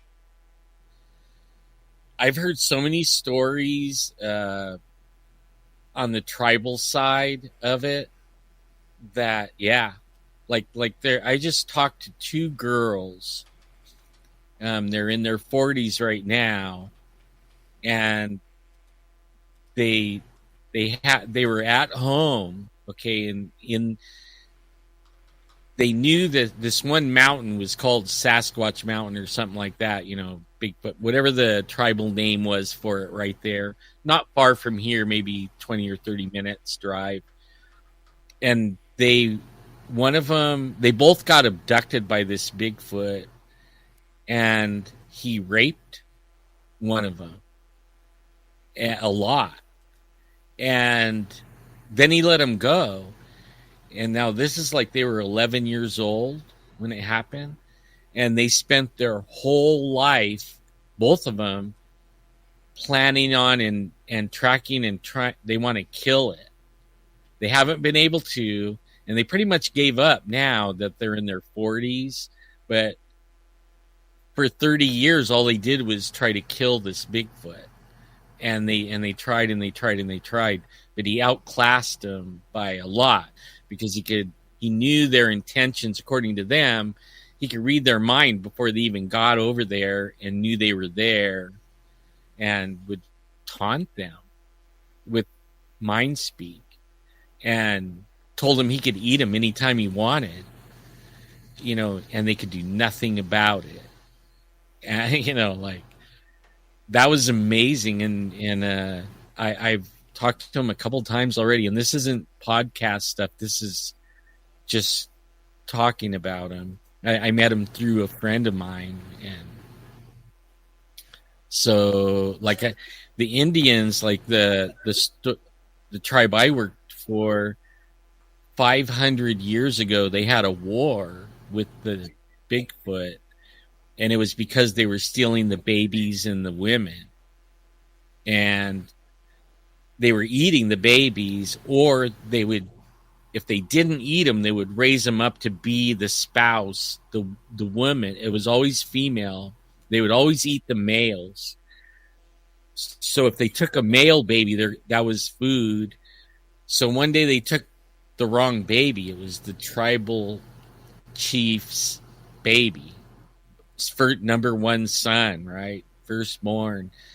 And they tracked him down, and he was sitting up in a tree eating the kid. So they started shooting it with arrows, and it got away. And then it came back that night with like 50 other Bigfoots, and they killed everybody in the village, and only two or three people got away. And they ran to the other villages, and they got all the warriors together, and then they tracked these Bigfoot to a cave, so they knew they were in a cave system. And then that started the war, right? They couldn't get them to come out of the cave in the day, but at night, they were terrorized by him at night. And they always had them on the move, keeping them moving and stuff. And then one day, they figured out a way to smoke them out. They got into this one cave. They knew there wasn't a whole system of caves. So they smoked them out. And as they came out, man, there's like 200 warriors out there, and they were just killing them dead. And only 3 or 4 Bigfoot got away from that slaughter that they did on these Bigfoot. And 3 or 4 days later, the king of the Bigfoots, or the tribal chief of the Bigfoot, came, and they smoked the peace pipe and sat down, and they divided the woods. Okay, this is our area. If you don't go in there, we won't mess with you. And you stay over here, and we'll stay over there, and we'll be good, and we'll live together. And that's how it's been for like 500 years. Wow. That's a heavy story, man. Yeah, this one's written down too somewhere on the internet. And in fact, Kathy Strain, if you ever get a chance to interview her, she knows more about it than even I do. They Monsters and Mysteries in America approached me and said, "Do I want to tell the Bigfoot War story?" And they came and they interviewed us, and we talked about when we got the DNA and the spot that just burned, but they talked to us about all that, of how the DNA and some other encounters, my own personal first encounter, and then they mishmashed them all together into one story. But they had Kathy Strain on there, and I know Kathy and had known her for a long time because of the Thule resin, the painted rock that has the 8-foot tall Bigfoots painted on a rock with the whole family of Bigfoots, right? Like 1,000 years old, right? Well, she when they told us, hey, it's going to be on this certain day, you can watch it. We were watching it, and there's Kathy Strain telling the Bigfoot war. All right. On that note, I'm going to get you to hold on right there. We have Alan Thomas for another 30 minutes here on Spaced Out Radio, going to hour number 3. Then Fedora John is back with the UFO report. And we got Shirky Poo's news. A jam-packed hour 3 next on Spaced Out Radio.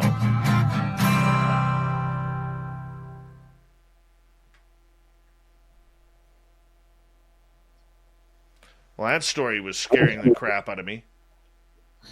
Which one? The war? No, the war and the gosh darn stairwell. You had to bring that up, didn't you? Somebody did. That one always scared me too. Every time I'm in the woods, I'm looking for Bigfoot and that freaking stairway. Yeah. One of my uncles actually drew, sketched it out. He saw it it was a wooden stairway, what he sketched, and it went up, and there was a platform, and then it went up, and it dead ended, and it was just sitting in the forest. No, not me. And it was like, he goes, if you ever see this, do not climb it. I'm like, and when you're a kid, what are you going to do, right? You're going to climb it. Oh, I would have. But yeah. Nope. I always been looking for it, though. Not me, man. Yeah, I won't either today. I mean, holy crap. I didn't know a lot of people knew about that, tell you the truth. I've only heard about it a couple times, outside of my family. Scary shit. Totally. Yeah. I gotta try and get this echo fit. It's driving me nuts in my headphones. Driving me nuts. Does your camera have a mic on it? No. It's. I'm getting a feedback through the channel that you're on, through my mixing board. Huh. So. And when I mute it, it goes away. No, it's. I gotta pot down the channel in order. When I'm talking. So when I'm talking, I'm potting down the channel and then I'm putting it back up when you speak. Huh, that's weird. Yeah. I've had that problem before, and it is I hate that. Yeah. It's the little spooky thing in the wiring, and you're like, what the hell is doing that? A lot of times is when I have a guest and I'm using OBS and I'm using another thing, to take calls. Yeah. And it does that feedback, and it's called I can't remember what it is. Looping. Yeah. And there's a way to set it where you don't get it, where it won't happen. Yeah, we're gonna have to go through our system. Figure it out. See, like on this thing, you don't have that, right? Because of the way the link is going through the internet, you shouldn't have the issue at all, really.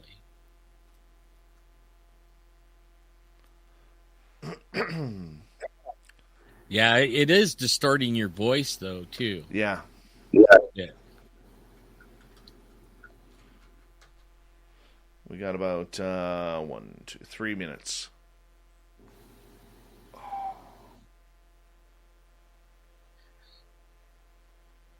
My cousin is Quanah Parker. I seen her. She said, Magic Maiden says Sioux tribe. The story is not real. I worked for that tribe for 7 years, and I heard it from all the medicine men. They tell me it's true. In fact, they told me that my spot, that where we got the DNA and everything from the Bigfoot and all the encounters and everything, when he found out where we were going, he freaked out and told me I can't go there anymore because that is their area and they will not go there because that that was where they divided the land, and they go there, and these guys stay over here. And I was like, what? And that's how I even found out about the war. It was like that.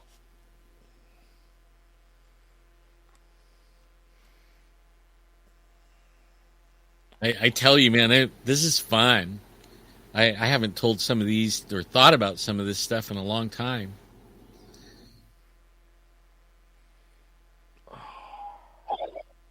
My neck is killing me. I'm in rough shape today. Rough shape.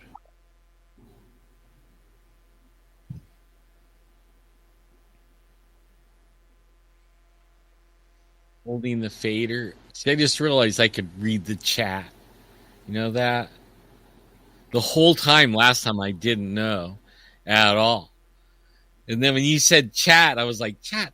Oh, there's two of them. And then I realized I can look at it. I can't comment, but I can look at it. Square Hammer wants to know what you think of eating breakfast for dinner. Do it all the time. You're a sick man. I even have dinner for breakfast and breakfast for dinner. And like, it doesn't matter. It's food.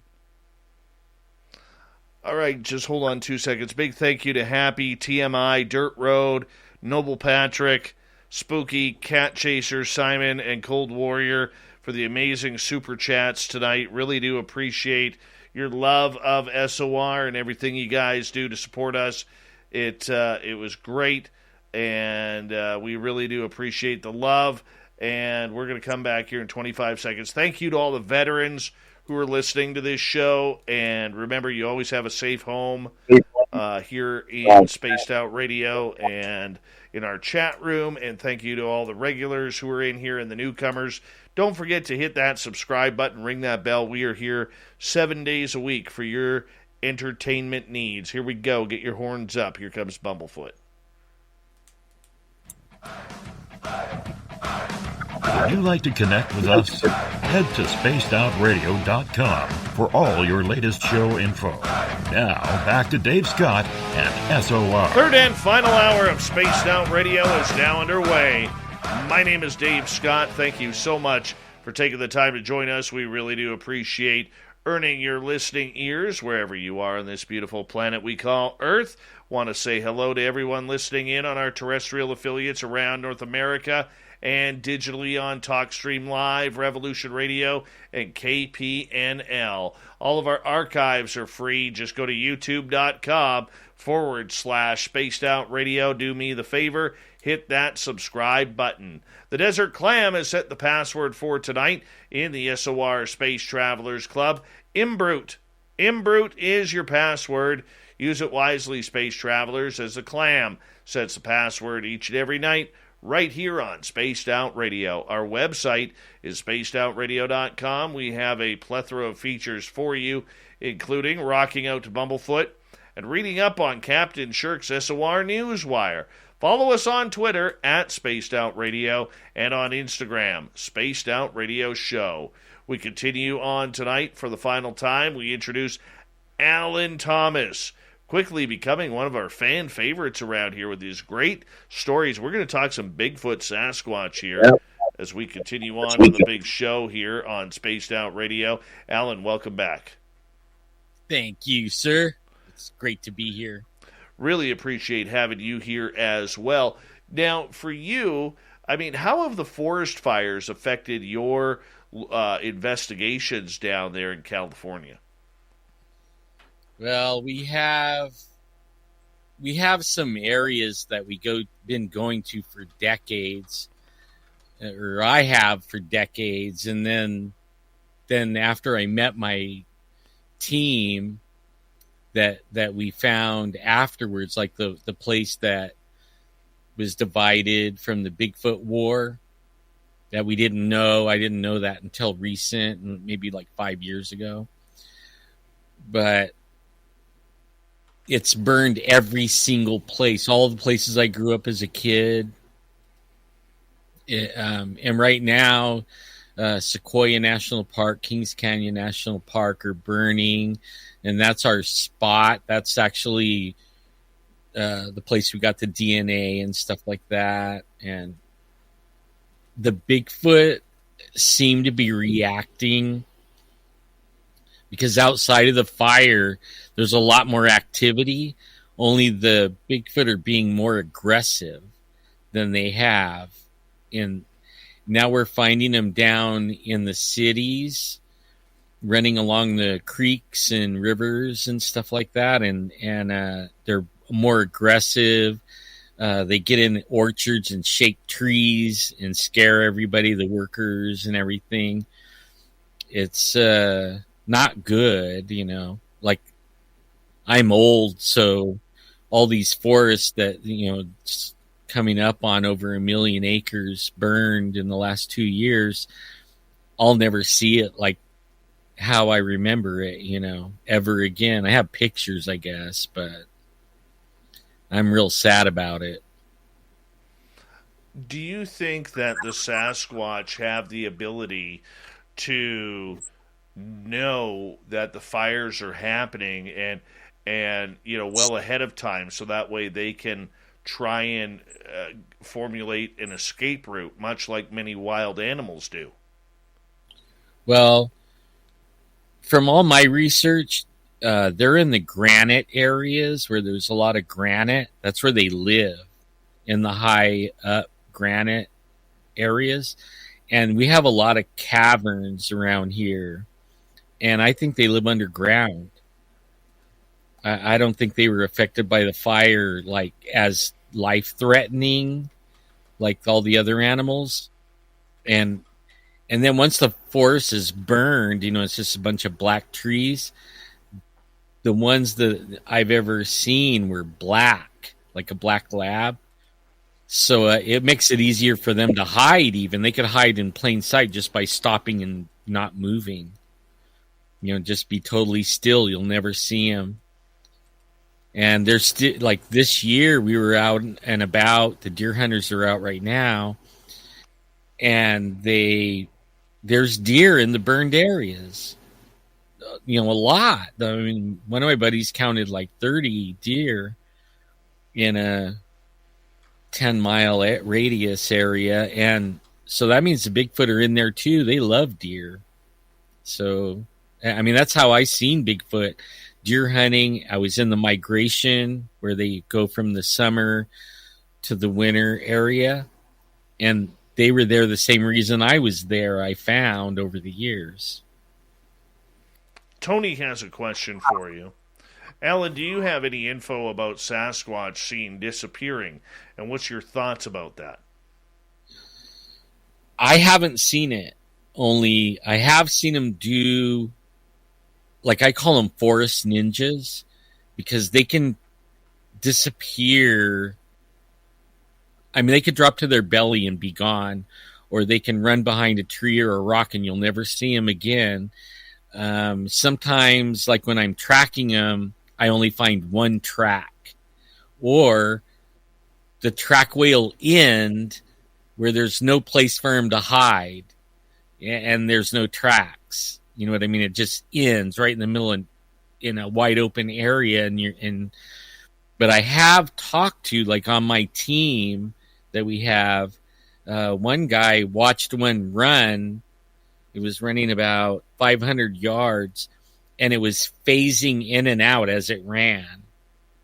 And then it got down the way and it just scaled up a rock straight up and was gone. Something that would take us all day to do. It did it in a couple minutes. Wow. That's impressive. That is very impressive. I have some other questions from our audience here, if you don't mind.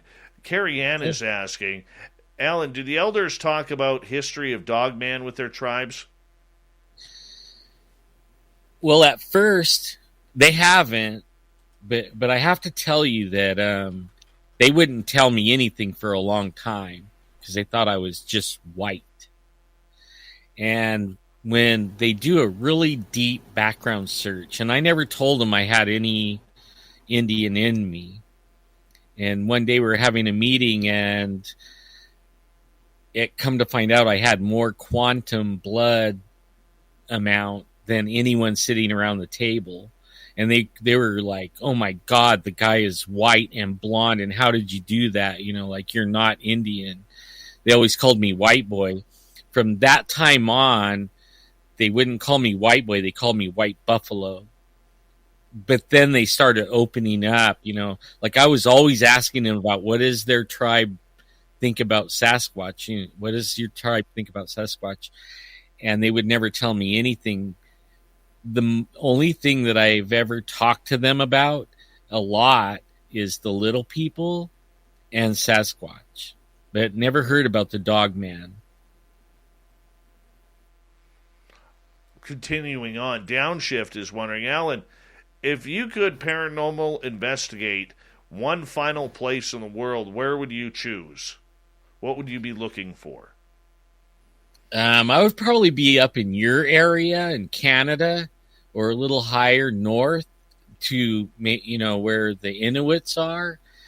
I forgot I was going to, I talked to the lady that got the trackway from that 25-foot Bigfoot. And, and there was a track, as big as a 43-inch TV. And she has pictures of it, and she gave them to me, and I forgot to put them on my computer. I was going to share them because you're like, no way, 25 feet. Yeah, 25 feet.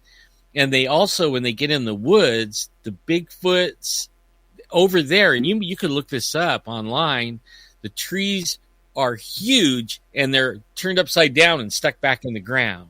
We're talking about big trees, and it's a known area over there, so it has to be way bigger than 8 feet to be able to pull that size of a tree and then turn it around and stick it back in the ground. But I would be up there looking for that. That's where I'd be. I think if I could investigate anywhere right now in North America, I would love to go up to the Nahanni Valley with the headless valley there, where they believe Sasquatch or some sort of monster was ripped off the heads of some explorers back in the 1930s. I'd like to try that out, man. Let's go. That sounds fun. Here's the thing. As much as death freaks me out, I think that would be a good death, man. That would be a good, painful, but it wouldn't last long. No, it would be over like, yeah. But I mean, it's be like laying on the ground looking at the Bigfoot, and then all of a sudden, no. Yeah, I mean, it's just going to happen. So if it's going to happen, you might as well. Not many people have bragging rights to say they've been killed by a Sasquatch. You know what I'm saying? At least we don't know very many that we know of, right? They don't come back and tell their story. Yeah. So I just figured that would be a good way to go. Not to sound morbid or anything like that, but I'm okay with that. Doug is asking, what do you think about the connection between Sasquatch and UFOs? I know there is a connection only because, just because of the hunting trip in Oregon, when I lived in Oregon and lost the tent, and there was, for 3 days, there was UFO reports, and then the Bigfoot was seen. And then also my buddy Adolf, where him and his friends were abducted, they were having Bigfoot around, the night they got abducted, they were having tree knocks and hollering and whistling and stuff. So he thought there was a connection, and then they saw the UFO come flying around, and he flashed his flashlight at it like an idiot, and I told him, you're an idiot, dude. Everybody knows you don't flash your flashlight at an alien because you're going to wind up getting abducted. At least all the stories when I talk to people, the ones that got abducted, a lot of them, they flashed it with the light, So, but they were having Bigfoot encounters or, experience right there. And a lot of other people I know that go in the hills, like the natives, they talk about it too, where there's like especially the Thule tribe, the one with the painted rock, they have like emerald colored orbs, big like UFO balls or whatever you call it. Some of them are orange, but most of the time they're like a blue green, and they see them all the time. And then they have the Bigfoot. They'll start hearing the Bigfoot meowing like a kitty, like a kitten. And she sent me a recording of it too. I should put that on my computer, and one day I'll play that back. You can hear the steps coming, and then you hear it going mew, mew, mew. And they went out looking all over. They couldn't find the cat, but they knew it was the Bigfoot doing it. And so I think there's a connection. I just haven't made the connection yet, exactly. I think there is one too. I mean, there's a lot of stories that we've been told over the years of people seeing Sasquatch on craft, seeing or hearing Sasquatch running through the forest, and then when the lights come around, that all of a sudden these Sasquatch are going silent or running away as fast as they can. I think there is something about this. Now, I don't believe that Sasquatch is of alien descent, or just as much as I don't believe that it is a primate of some sort. I think there is something special with this creature. But that being said, I think there is a natural fear that Sasquatch has of extraterrestrials as well. I think so too. I agree 100% what you just said. I mean, I wish I knew more than that, but I agree with you. That sounds like what I think. All right, let's go to Tony's question here. What size or weight do you think the creature was of the cast you were holding? Okay. One of my friends, Mike Rugg, in San Jose or Felton, California, has a museum. This is Patterson Gimlin, and he gave it to me. This is the Patty cast, so I don't know. All I know is he gave this to me. I have some other ones that we've casted, but this is the prettiest one I ever had. I mean, it's like pristine. I have some other ones though that we keep them in another place. Our team collects them, so we keep them, where the team has it. You can go borrow it or whatever. You know what I mean? We don't. I never keep them. In fact, I'm not into casting things anymore. I was way back in the day, but that doesn't interest me anymore. Nobody cares. I got pictures of Bigfoot. I got audio of it screaming and roaring like King Kong. So far, nobody cares, right? It's fake. So, like, the only thing that's going to make anybody believe anything is if I bring one. But then if you talk like that, you're the meanest SOB in the world. What? You're going to kill one? So you're damned if you do and damned if you don't. That's how I feel right now about it. And I'll probably never kill one anyways, unless it tries to kill me. And actually, I feel outgunned. Like, even if I have the 300 Weatherby Magnum that take down an elephant, I don't think I could take down the Bigfoot. And if I did, I don't think I would live to talk about it because the other ones are going to get me.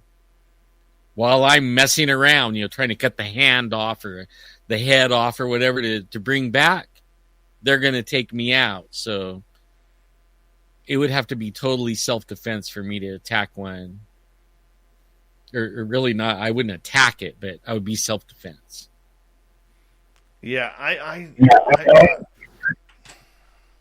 I really don't know if you can actually drop one, man. I really don't. I'm still... Maybe I'm a little too woo on that, but I'm not sure that there's a gun out there that could take it down. I just don't get it. I don't get it, man. I could be wrong. I could be completely wrong, but I'm just not sure. I'm the same way. I feel... we carry 44 Magnums and stuff like that, and it makes you feel a little bit like, you might be able to defend yourself, but all the encounters I've had, they do some amazing things so fast and so graceful without any woo, right? This is just their abilities that I've seen. You don't have a chance. You absolutely don't. And I've hunted a lot of stuff, and you shoot something. If you don't hit it exactly perfect, it'll run off, and then you got to track it. Well, these things, if you don't hit it exactly perfect, it's not going to run off. It's going to come get you, and it's going to pop your head off. Probably like, that'd be it. Oh, for sure, that would be it. I mean, I'm not questioning the strength or anything of this. I mean, these are creatures who are ripping trees out of the ground, and then are being able to turn them around. I mean, these are creatures that are seen picking up, 400 or 500 pound deer, or 300 pound hogs, and swatting them against the trees in order to kill them. I mean, this is what we're seeing out there. This isn't something to mess with.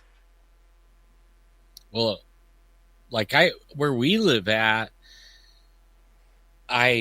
some of my friends are loggers, and they tell me, like, they'll never tell you, you know what I mean? Like if you run up on them and you start asking them questions and stuff, they'll never tell you anything about Bigfoot because they're afraid they're going to be laughed at and stuff. And these are older guys, and they tell me stories of them chucking 55-gallon drums of fuel oil for their logging equipment, 100 yards, like nothing.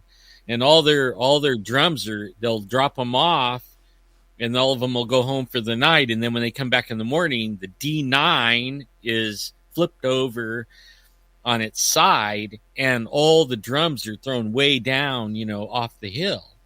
And I mean, they're amazing what they can do. I wouldn't even mess around with like thinking anything else. We had a situation up here a couple of years ago where a logging crew about an hour away from me was literally, half the crew was scared out because they were finding 18, 20-inch tracks all around their gear. And then as the logging job continued, they started finding like 450 pound rocks and boulders that were literally thrown against their big tractors and trucks and everything, leaving these massive dents in the tracks. And I mean, these guys were like, what the hell is this? And you're right, and we talk about this a lot on this show. The logging companies, as we only got about 2 minutes left, they don't want to talk about this. They'll lose millions. There's millions at stake. Yeah, well, they don't want the bad publicity. They think it's bad publicity. Sure. Sure. My friend. It's more open now, though. We got 90 seconds. And I apologize for a little bit of the audio issues that we were having tonight on the show. I didn't expect that like that. And we're going to try and get that cleared up. But I want to say thank you for quickly turning into a fan favorite here on Spaced Out Radio, bud. We really do appreciate that. We appreciate you and everything that you do. Take a minute here to tell everybody where they can find you and your information. Well, you can find me on YouTube, and it's the dirty word, okay, Squatch Zone.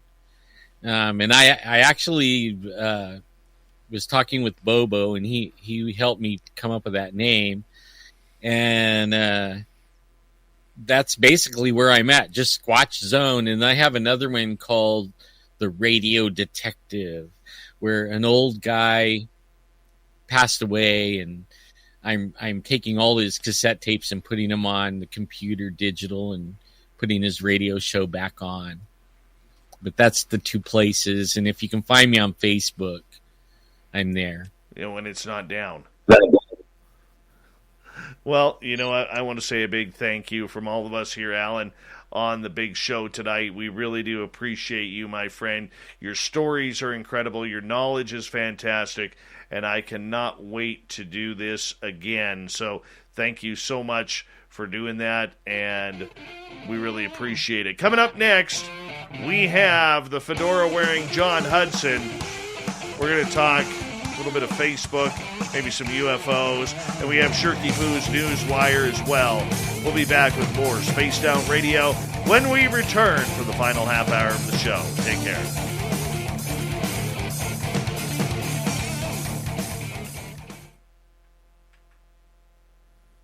Dude, I'm really sorry about the audio issues tonight.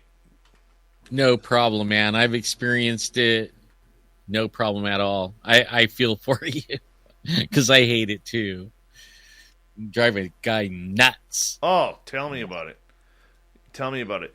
And you know, the audience doesn't, you know, like they're all like, yeah, it's okay, man. We can get through this. It's not a big deal. But they have no clue how much it drives you nuts, man. You know, because every show has to be somewhat perfect. Yes. Every show. Yeah, it's lighting. I mean, everything has to be in its place, you know? Oh, my God. And I'm actually, like, running a bare bones type of thing. Right? This isn't my usual thing, but I'm helping my daughter and grandkids. So they have my studio. That's their bedroom. Oh, I hear you, man. I hear you. Well, I'm going to let you go here because I'm going to go get ready for John Hudson in the news. But thank you so much, buddy. We'll stay in touch. We'll do this again in the new year, okay? Okay. You guys have a good one. Later, bud. Take care. All right. It's Big Bad Alan there. We like him around here. Give me 1 sec here, guys.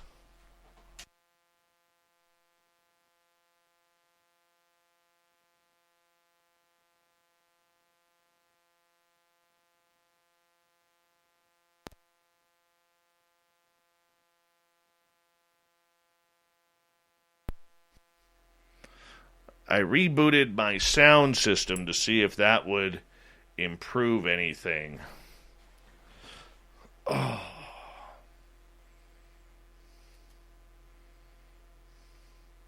Hopefully it does. Maybe it doesn't. At this point, my hands are in the air.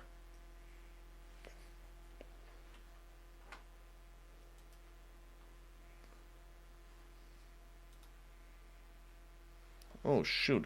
John, I thought I sent you the link.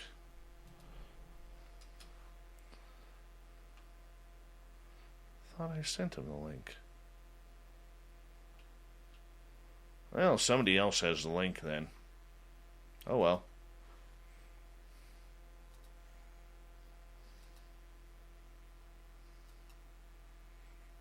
I haven't called in. William F. Metz, what's going on, man?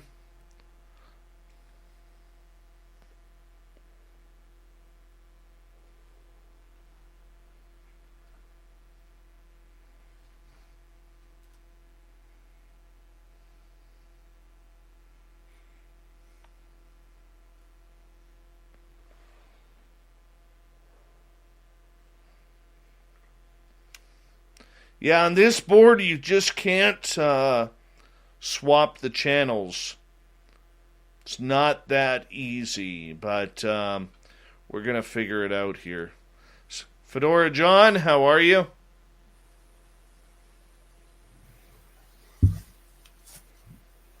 Your beard is looking good. Your board situation made me think of, Dave, is I was working for this company once, and we had this really high-end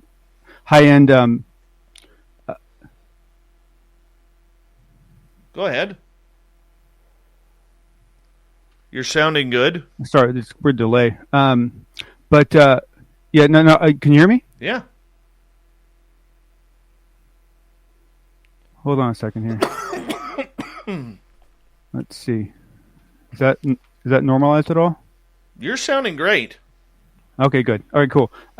So basically, really complex config to give them uptime. Basically this incredible failover system.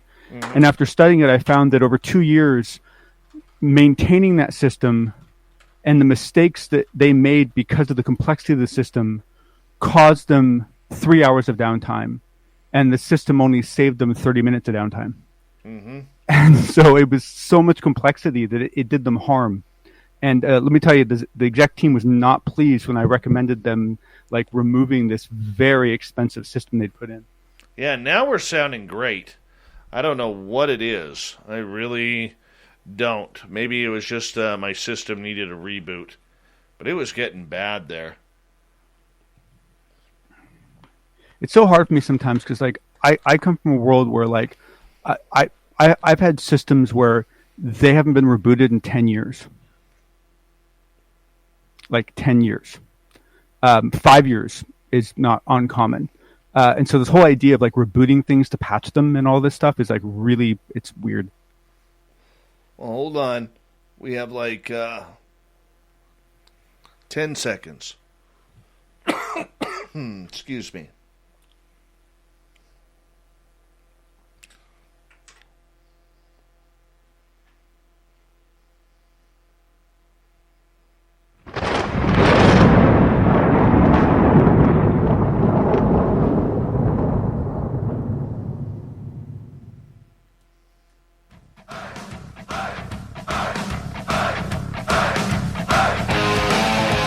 We rounded third. We're heading for home tonight on Spaced Out Radio. My name is Dave Scott. Thank you so much for taking the time to join us. Really do appreciate earning your listening ears. Want to remind you that if you've missed portions of this show or others, check out our free archives by going to youtube.com/Spaced Out Radio. Do me the favor, hit that subscribe button. Our website, spacedoutradio.com. We have a plethora of features for you. Check out our swag, rock out to Bumblefoot, and read up on Captain Shirk's SOR Newswire. Follow us on Twitter at Spaced Out Radio and on Instagram, Spaced Out Radio Show. It's time once again for the Unbiased UFO Report.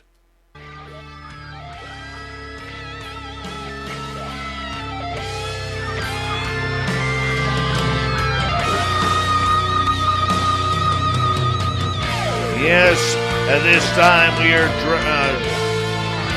we're joined. Oh, it's been one of those shows, man. We are joined by the fedora-wearing John Hudson, who's in the background laughing at me tonight. John, thank you. I need a little bit of humor right now in order to try and make this night just end. Just end. You know, it's very rare we actually have a show like this. And I feel bad. I feel bad for Alan because he is such an incredible guest. And, you know, I mean, he just didn't get my best tonight. I feel well, you know what? Honestly, it was Alan's own fault for having such a good first show, you know, because it's hard to go anywhere from there, right? That's so, true. You know, in that, you know, he shouldn't have performed so well on that first show. Well, the problem was he gave us one hell of a second show. I blew it, though. I blew it. Well, I got to tell you, I understood what you said about being frustrated by the details, and also just the real time experience that you were going through hearing it. You know, it's a whole nother level of complexity. But the truth of the matter is, as a listener, it wasn't as bad as you think it was. Well, that's nice. It impacted your voice far more than it impacted his. Yes, I would agree with that. All right. What happened with Facebook, man? So did you all notice something today? Man, some of the memes have been going around and just been outstanding. Yeah, so as you may not have heard, Facebook went down for a little while today. So did, of course, Instagram and Messenger. This had cascading effects because, of course, once all those went down, what did everyone do? They ran to Twitter to complain about it. So then Twitter started having problems because of all this increased load that they weren't expecting. But, you know, I don't want to bore you, Dave, or anyone else with details, but I thought it might be helpful just to give a quick explanation of what happened. And we don't know why it happened, but we do know what happened. And that is that the internet runs on a protocol called BGP, okay? Border Gateway Protocol. It's a beautiful protocol. And it's one of the only really good protocols that works like on every system, and it allows for incredible interoperability on the internet. The problem is that it's a little bit hand-driven in that essentially each network has to advertise what it knows. So Facebook advertises, this is how you get to my DNS servers. These are the networks we run. This is how you get to the networks we run. These are the other networks we know how to get to that you might want to get through to from us. And they have to advertise this. And there's these advertisements that go out. Well, today at Facebook stopped telling anyone who they were. And so it initially looked like a DNS problem because their DNS wasn't responding. It wasn't that. It was that they stopped telling anyone they even had DNS. They stopped telling anyone anything. Like they just went quiet. And it looks like it was most likely just a configuration error. Just someone just messed up a configuration file.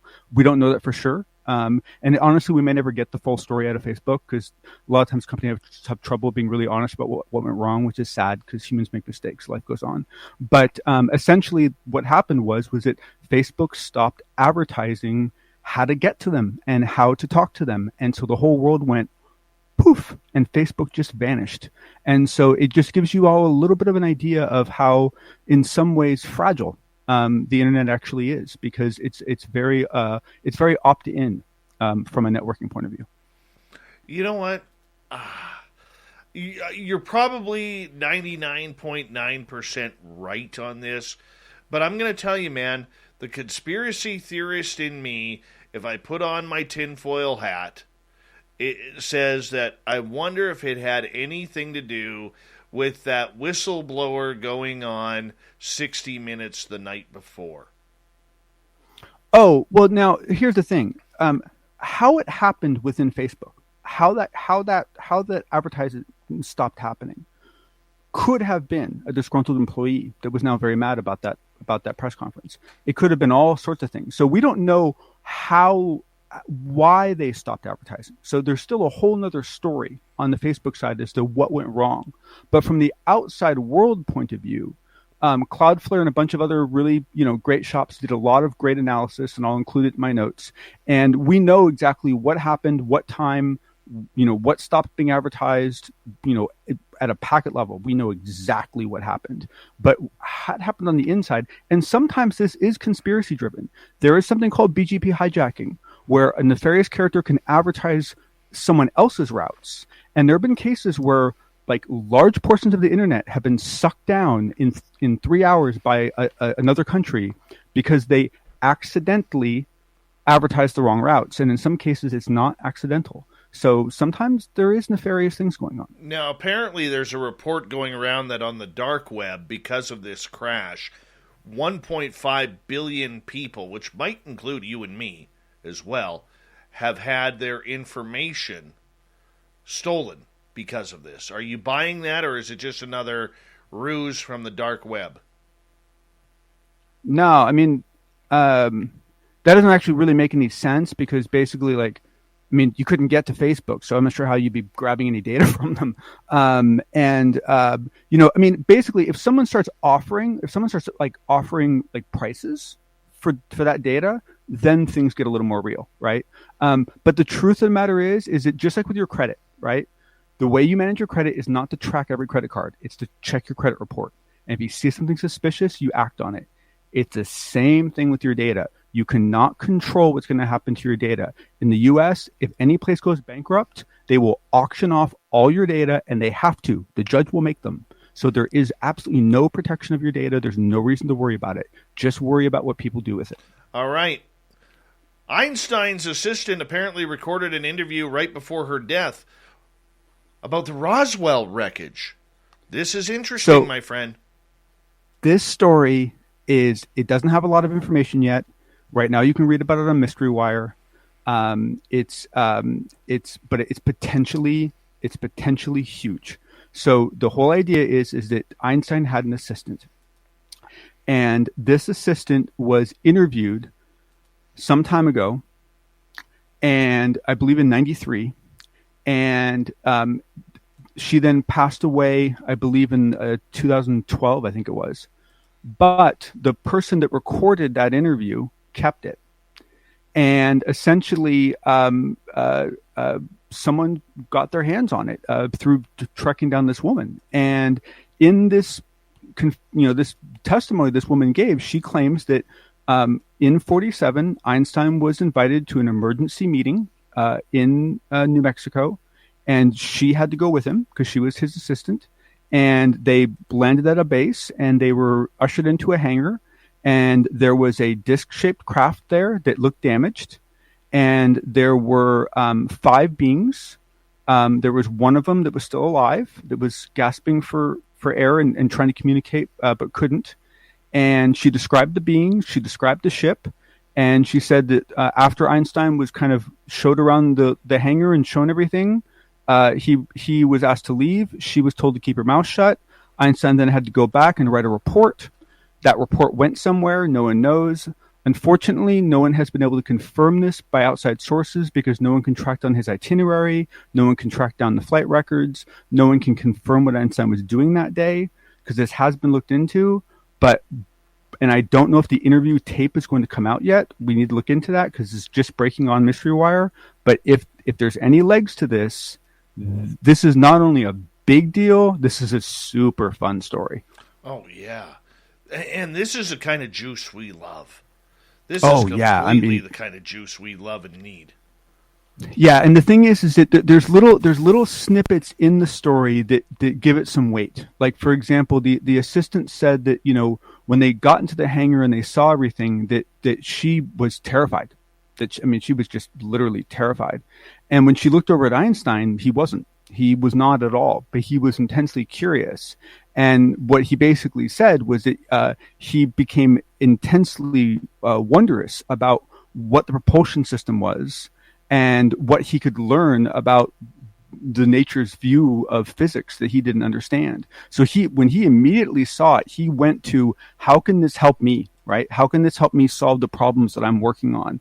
And that's pretty Einstein. So there's a couple other data points. I highly recommend everyone go to Mystery Wire and check it out. I'll provide links, but this is a fun story, and the fact that they have the actual audio of the interview, which I have not heard yet, I don't even know if it's available yet, but the fact that audio recording exists means that things like voice analysis might be able to be done, other analysis might be able to be done. This story has some legs to go on it, and it's a really exciting, fun one. Oh, man. It's a cool story. And it will cause this domino effect because, there's, if you look at the guys back then, Einstein, Feynman, there's all these guys that were doing all this crazy stuff. And, every once in a while they would make little comments and it would just be kind of like, well, wait, did that mean anything? Or is that just Feynman, right? And do you start getting any concrete data that they had any involvement in any of these programs? Now you can, from that data point, start branching out and saying, okay, well, does that add any inference to this? Does that mean that this had any more weight? This is a big story. And I think a lot of people don't realize how much work Einstein did for the United States military and government. I mean, when we look at Einstein, we always think of E equals MC squared. We're not looking into his role into, being right on scene during nuclear weapons testing or rocket testing or anything along those lines. We see him as the great genius who was solving all of these mathematical and physics type of theories and establishing them. But I mean, this was a man who was highly involved in a lot of dark projects. And I don't see, yes, it's another deathbed confession. Yes, there's going to be the people who roll their eyes at this. But I just do not see Einstein's personal assistant lying about something like this before she died. She obviously wanted to get it off her chest. Absolutely. And let's face it, there were so many other stories that she had to tell about Einstein that would have honestly made her a lot more money than this one, right? There were so many personal stories that she had at her disposal, so much knowledge she had. This was not something that was going to help her in any way, right? I think there's some good possibility on this one. All right, let's move on. Lou Elizondo talking again. Who was he on with, and what were they talking about? Okay, so for those of you in the kind of Gen X sort of age group, you remember MTV, right? You remember VJs, right? Do you remember Kennedy, right? She did that show Alternative Nation. She was this very hard-nosed, very libertarian, very in-your-face, brilliant woman that, like, I don't know, for me as a kid, like, had a big impact on my perception of how news should be investigated and taught and so forth. And it turns out she's still alive, and she works at Fox Business News. And so she interviewed Elizondo, and in the very Kennedy way, she was hard on him. It's a short interview. I'll post it. But basically, he talks and talks and talks. And she's like, yeah, but can you stop tap dancing and, like, tell me something? Like, and he's like, well, blah, blah. And she's like, yeah, that's not very interesting. And he's just like, he had to keep, like, and so finally at the very end, he basically, coughed up and said, well, one thing that's not been reported is that there was, there was 1 month with 37 incidents in 1 month.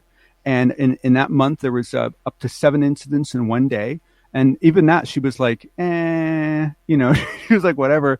And so then he's like, well, there is also some evidence that there was some medical impact to some of these people, and that needs to be investigated. And she's like, there you go. That was great. Why didn't you start with that? Now we have to end the interview. And it just cuts. It's beautiful. I mean, it is just, it's only like, I forget how long it is. It's like 2 minutes or something. It is a fantastic interview. She basically says to Lou what so many of us have wanted to say to Lou. And she still wasn't rude or anything about it. She was just, she was just dedicated, and it was cool. It was, many props to Kennedy. She was in her, it was awesome.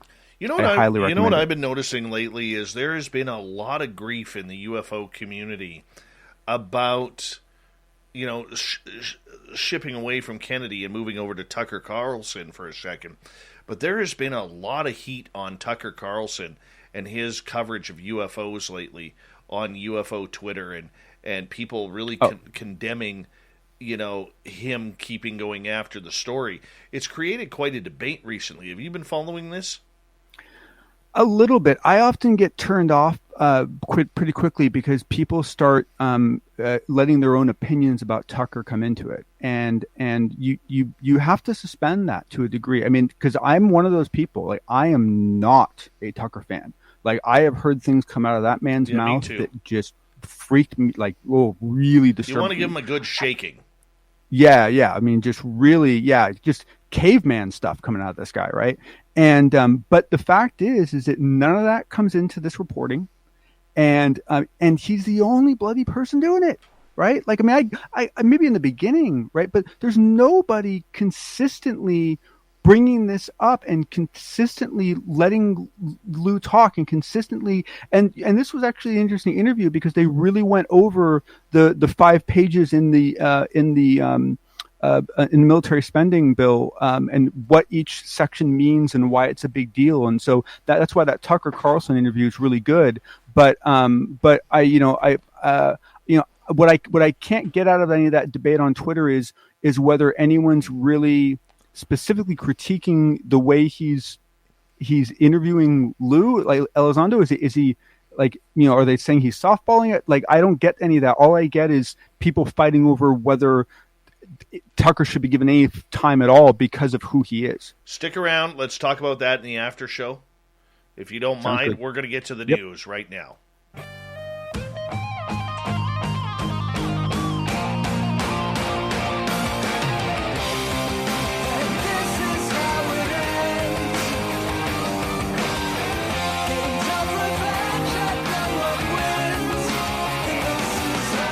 Shirky Boo's got us all set up for the SOR Newswire tonight, so we're going to get right into it right off the bat.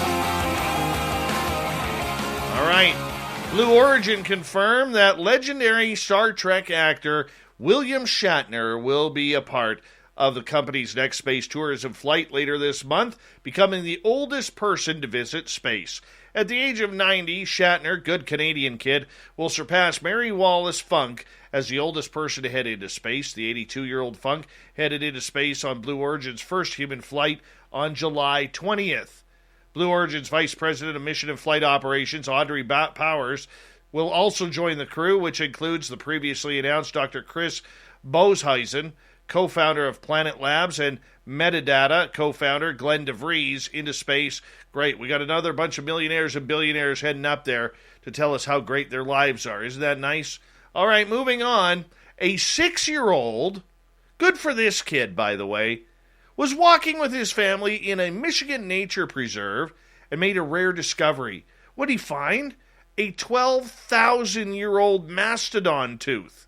Julien Gagnon, good for this kid, was walking with the family in the Dinosaur Hill Nature Preserve back on September 6th when he found an object that he initially identified to his parents as a dragon tooth. I just felt something on my foot. I grabbed it up, and it kind of looked like a tooth, the youngster said. Gagnon's parents allowed him to bring his discovery home, where the family took a closer look and realized that it might indeed be a real fossil. Yeah, they checked it out at the University of Michigan Museum of Paleontologists, which identified the discovery as the upper right molar of a juvenile mastodon that lived about 12,000 years ago. Good for that kid. I love it when kids find stuff like that. A North Dakota man said he removed about 42 gallons worth of walnuts from his pickup truck after a squirrel apparently chose the vehicle as its winter storage area. Bill Fisher said he had repeatedly spotted the red squirrel climbing on his Chevy Avalanche while it was parked outside his home, but then he discovered the small animal was filling it up with walnuts from the tree in his yard. A lot of places in the radiator fan all the way through here. The corner has been filled with walnuts. It was planning on camping there for the winter, the youngster said. But nonetheless, the walnuts are out, and time for a different area. Well, here's a sad one. Wine's supposed to make you happy, right? We all know that drinking too much of it, though, can lead to a whole slew of health issues. 4 Italian men, all part of the same family, died last week near the town of Paola in southern Italy. They were taking part in the family's annual tradition of making wine to drink with their meals over the next year. Other family members discovered Santino and Massimo Carnevale and brothers Giacomo and Valerio collapsed on the floor of the small cellar when they were fermenting grapes. By the time first responders arrived, they had suffocated to death due to carbon dioxide fumes emanating from the fermentation vat. That is absolutely horrible. Horrible way to go. But, hey, they went out the way they love, making wine. Want to say a big thank you to Captain Shirky Poo for the newsy news that we got tonight. You can find her on our website, spacedoutradio.com. Thank you to the fedora-wearing John Hudson for the unbiased UFO report. And to Alan Thomas for coming on in, talking about some really cool, freaky stories from UFOs to near-death experiences and everything in between. Big shout-out to the Rattler and Super Len for allowing us to be a part of their nights as well. We got Mr. Ron Bumblefoot Thal rocking in the background with Little Brother is Watching. Bumblefoot is the official music of Spaced Out Radio, rocking us in and out of every single show. Get your horns up for the guitar god himself. Special thanks to everybody listening in at home, at work, in your cars, wherever you may be. Thank you to everyone in our chat rooms tonight, YouTube, Twitch, LGAB, Facebook, Spreaker, Revolution Radio, and on Twitter at #SpacedOutRadio. I know you're out there somewhere. Remember, this show is copyright by Spaced Out Radio and SOR Media Ventures Limited. Thank you so much for choosing to share your evening with us, because together, my friends, we're watching. we own the night. Mr. Bumblefoot, we need a favor. We need you to take us home.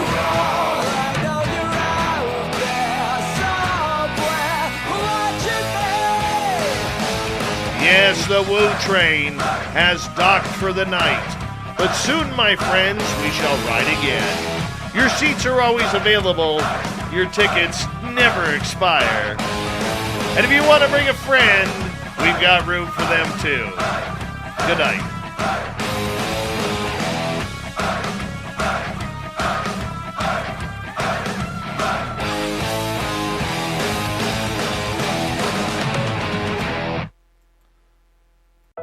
can be overwhelming, but help is here. Gulfport Behavioral Health System is your treatment provider for mental and behavioral health issues.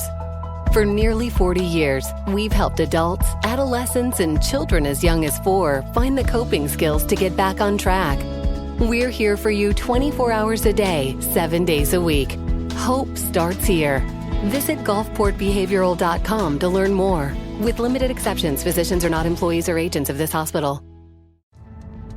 Unlike other automakers, we at Ford don't think you should need a 20-minute tutorial to open your glove box. So we made our technology easy to use by making our vehicles available with Blue Cruise hands-free driving, Sync 4, and the Ford Pass app. And the best part? They just work. Built for America. Built Ford proud. Optional features listed.